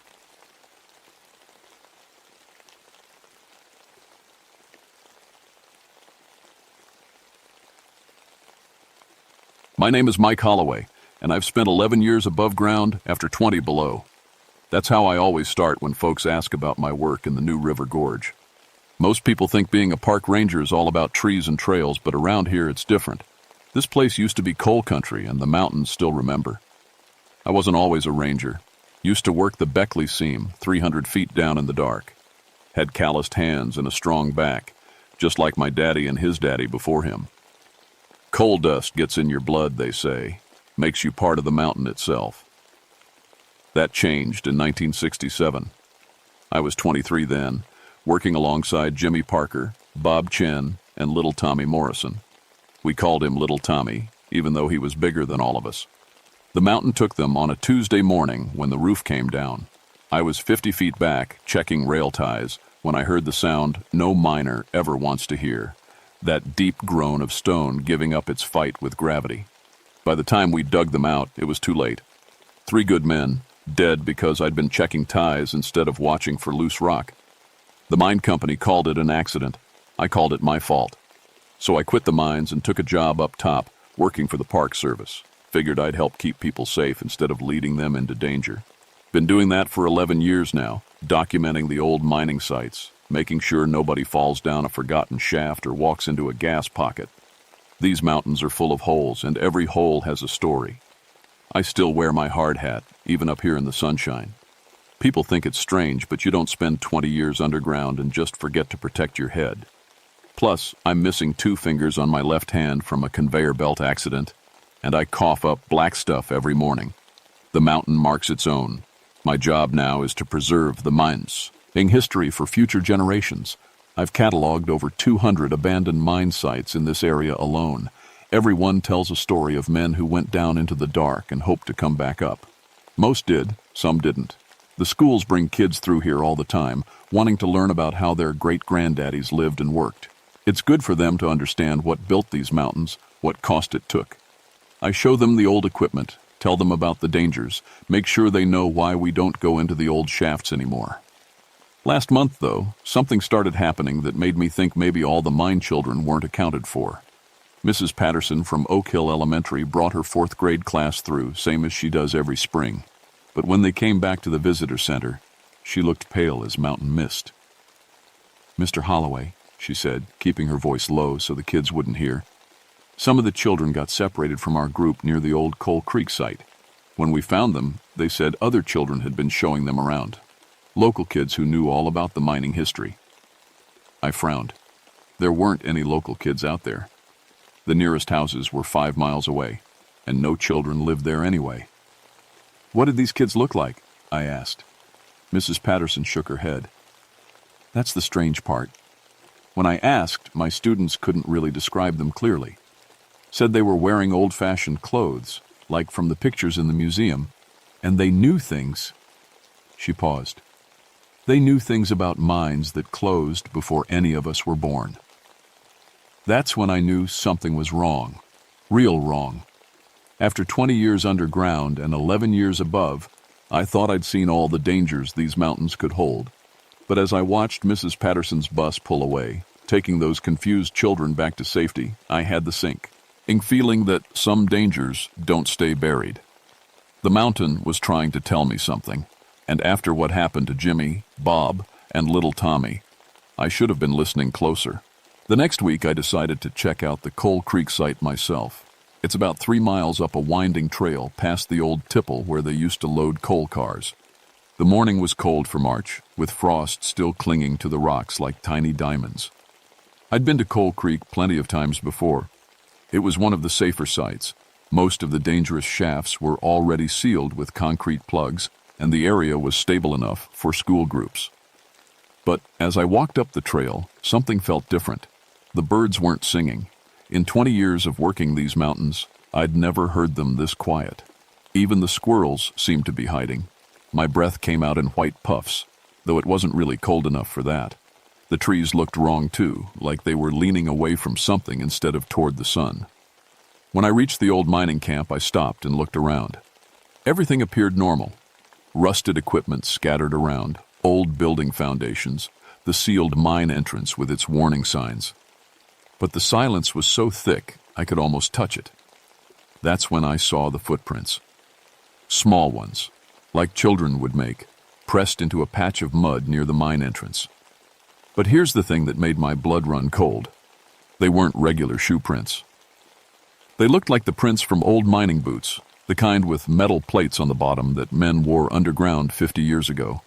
Except these were tiny, child-sized. I knelt down and touched one of the prints. The mud was wet, like it had been made recently, but there hadn't been rain in 3 days. "Hello?" I called out. "Anyone there?" My voice echoed off the rocks and came back sounding strange, like it had traveled through a long tunnel instead of open air. I waited, listening hard, but heard nothing. Then I noticed the coal dust, fresh coal dust, scattered around in patterns that didn't make sense. It looked like someone had been playing with it, making designs, but the nearest active mine was 20 miles away and there was no reason for fresh coal to be here. I followed the little footprints around the side of the mountain. They led to a shaft I'd never seen before, one that wasn't on any of my maps. The opening was small, maybe 4 feet high, and partially hidden by brush. No warning signs, no concrete plug, just a dark hole leading down into the earth. Cold air was coming out of that hole, not the normal cool you'd expect from underground, but freezing cold, like winter had gotten trapped down there and couldn't find its way out. I pulled out my flashlight and shined it into the opening. The beam seemed to get swallowed up after just a few feet, like the darkness was thicker than it should be. But in that brief moment before the light disappeared, I saw something that made me stumble backward. A small figure, standing just inside the tunnel. A child, wearing what looked like old mining clothes, canvas pants, a cloth shirt, and a tiny hard hat. The figure was facing away from me, perfectly still. "Hey!" I shouted. "Kid! Get out of there! It's dangerous!" The figure didn't move, didn't even seem to hear me. I looked around for a way to climb down safely. The opening was too small for me to fit through easily, but if there was a child in trouble, I had to try. When I looked back with my flashlight, though, the figure was gone. I spent the next hour searching around the shaft, calling out, looking for any sign of where the child might have gone. Nothing. But the cold air kept flowing out of that hole, and I swear I could hear something down there. Not quite voices, not quite footsteps, but something moving around in the dark. That evening, I called Mrs. Patterson to ask more about what her students had seen. She sounded worried when she heard my voice. "Mr. Holloway, I'm so glad you called. I've been meaning to get back in touch with you.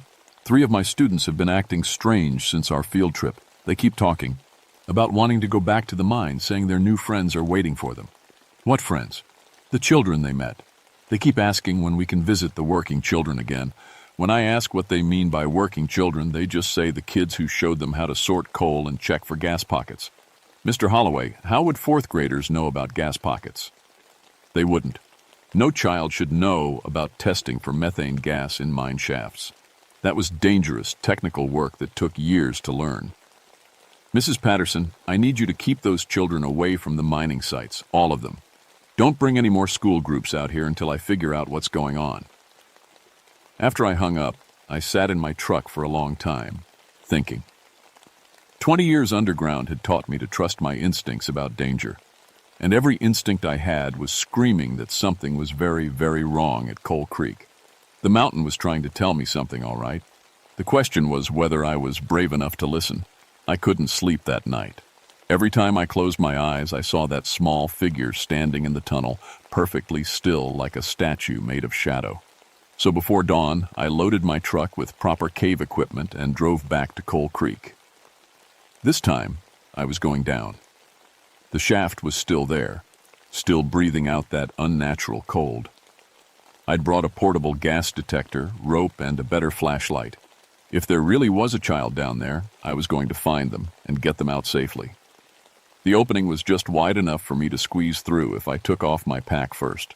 The moment I dropped into the tunnel, the temperature dropped 20 degrees. My breath came out in thick clouds, and frost began forming on my flashlight lens. The tunnel was old, hand-carved, probably from the 1920s.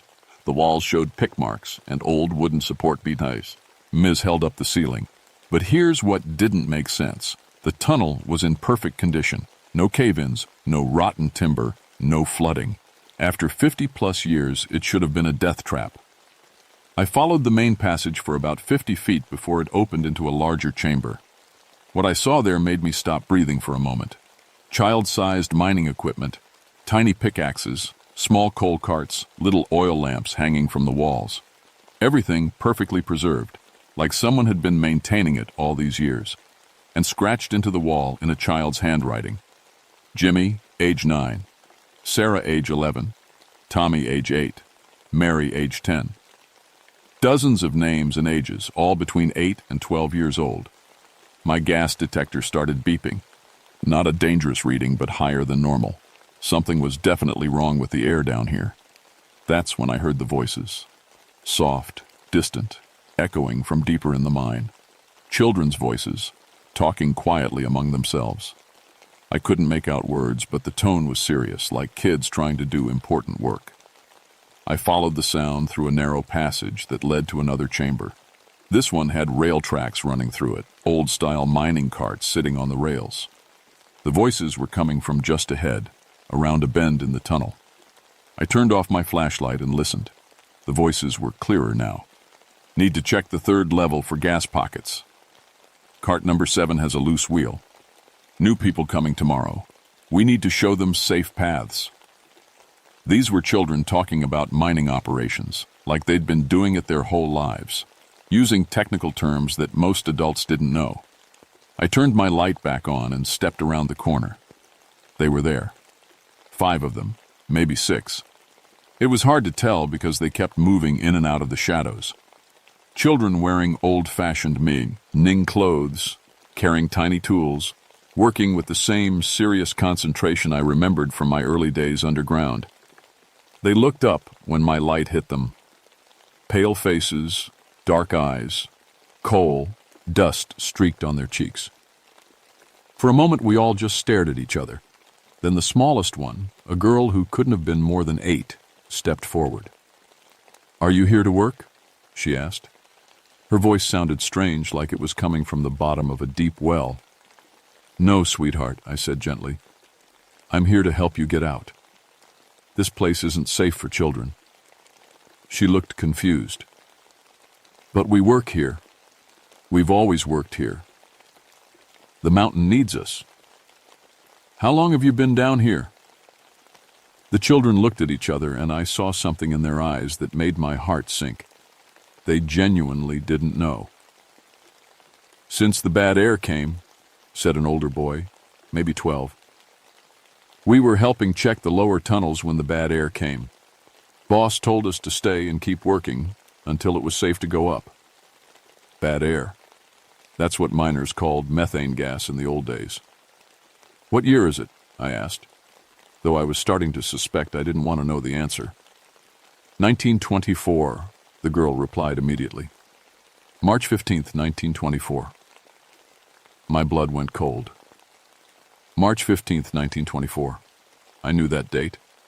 Every miner in West Virginia knew that date. That was when the Coal Creek disaster happened. Methane explosion. 31 dead, including 8 child workers. These weren't living children. These were the ghosts of kids who died in 1924, and they didn't know they were dead. "Listen to me carefully," I said, trying to keep my voice steady. "You need to go up to the surface. Your families are worried about you." But even as I said it, I realized the horrible truth. These children had been dead for 54 years. Their families were long gone, and somehow they were still here, still working, still trying to do their jobs because no one had ever told them they could stop. The boy shook his head. "Can't go up yet. Too much bad air. We have to keep the tunnel safe for the next shift." That's when I understood. They were trapped here, not just by death, but by duty. They died trying to protect the adult miners, and they were still trying to do that job. And somehow they thought modern children were the next shift coming down to work. I had to get out of there. I had to figure out how to help them. But as I backed away toward the tunnel entrance, the temperature dropped even more, and my flashlight started flickering. "Don't go," the little girl called after me. "The mountain gets angry when people leave their work unfinished." I ran. For the first time since 1967, I ran away from people who needed help. But I knew I wasn't running from children anymore. I was running from something much, much worse. I spent 2 days researching everything I could find about the 1924 Coal Creek disaster.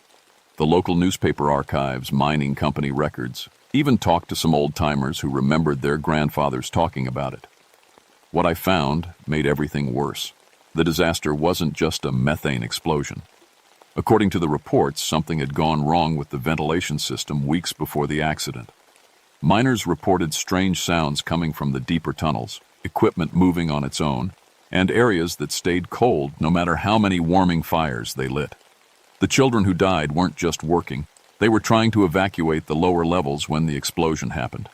They died heroes, staying behind to make sure the adult miners got out safely. But here's the part that really scared me. The mine company sealed the shafts immediately after the accident. No investigation, no recovery of bodies. They just poured concrete and walked away. The families never got their children back. I was reading through old mining reports when my phone rang. It was Mrs. Patterson, and she sounded panicked. "Mr. Holloway, 3 of my students are missing. They disappeared during recess." But that's not the worst part. Other children saw them walking toward the mountains with a group of kids none of us recognized.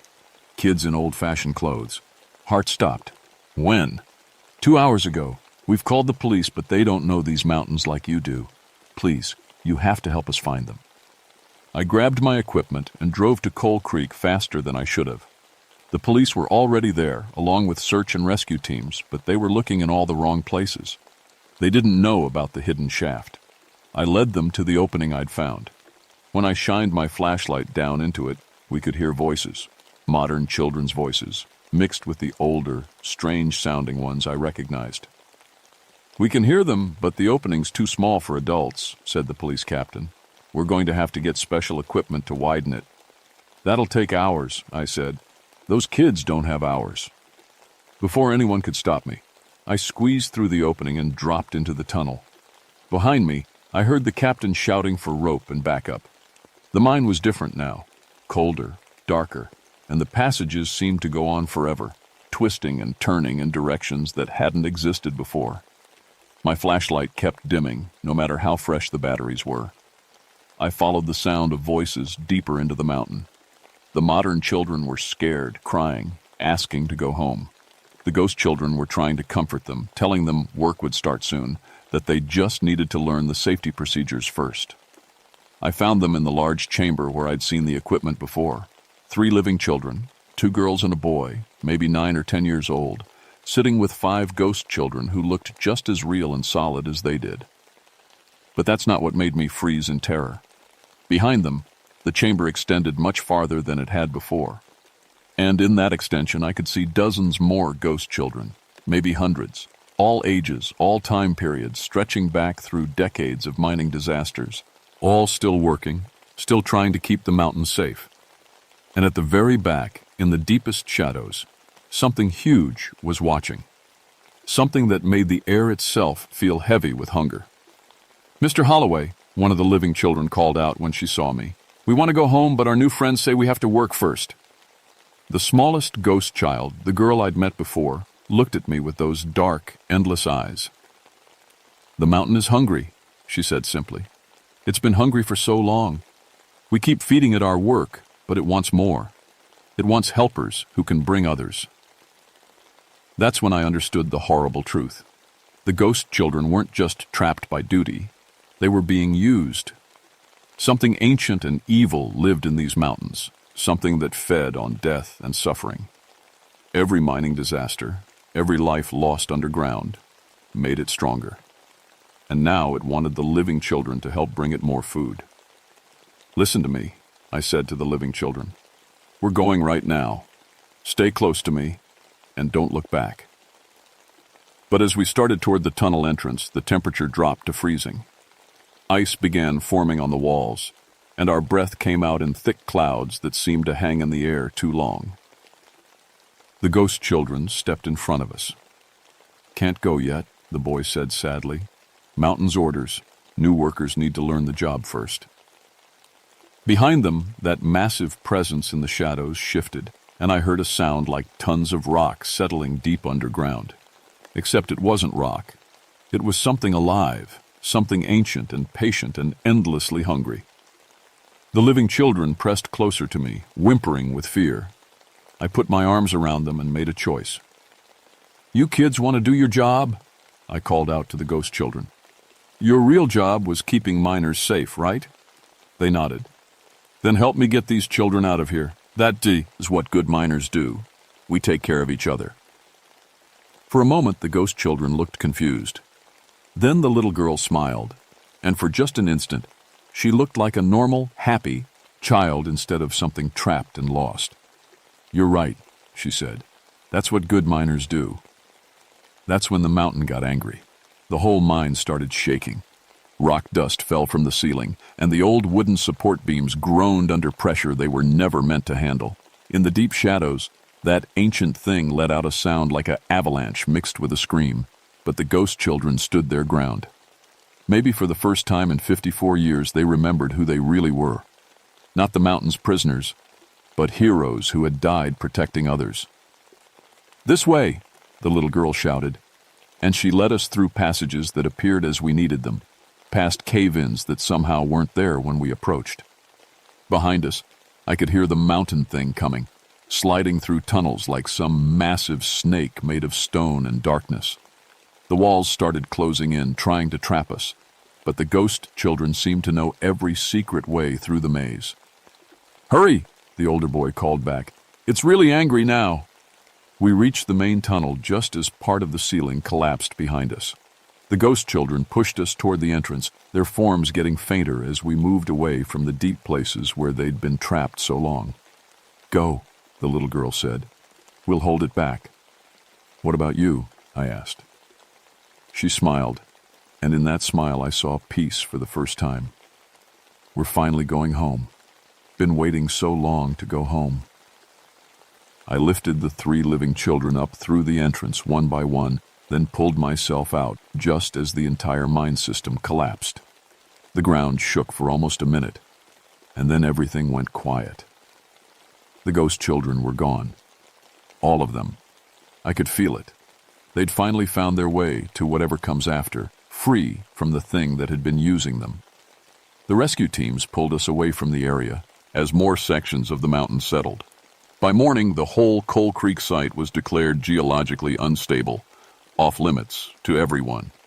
The 3 children I'd brought out were fine physically, but they needed counseling. They remembered everything. The ghost children, the cold, the sense of something huge and hungry watching them. But kids are tougher than adults sometimes. They healed. As for me, I finally stopped wearing my hard hat above ground. For the first time since 1967, I felt like I could breathe freely. The guilt I'd carried about Jimmy, Bob, and little Tommy didn't disappear, but it got lighter. Sometimes people die, and it's not your fault. Sometimes they die heroes, and the best thing you can do is remember them right. I still work for the Park Service, still catalog mining sites, still tell school groups about the history of coal country, but I tell them about the real history now. Not just the industry, but the cost. The men who died underground, the children who should have been playing instead of working, the families that never got their loved ones back.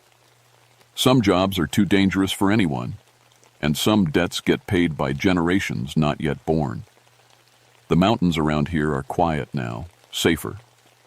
Whatever was feeding on all that old pain and death is gone, buried under tons of rock and earth. But sometimes, on very quiet nights, I think I can hear children laughing somewhere far away. Not trapped, not working, just playing the way children should. And that sound makes me think maybe the mountain has finally learned to sleep peacefully. The dead can rest now. The living are safe. And for the first time in 54 years, the Coal Creek children are home.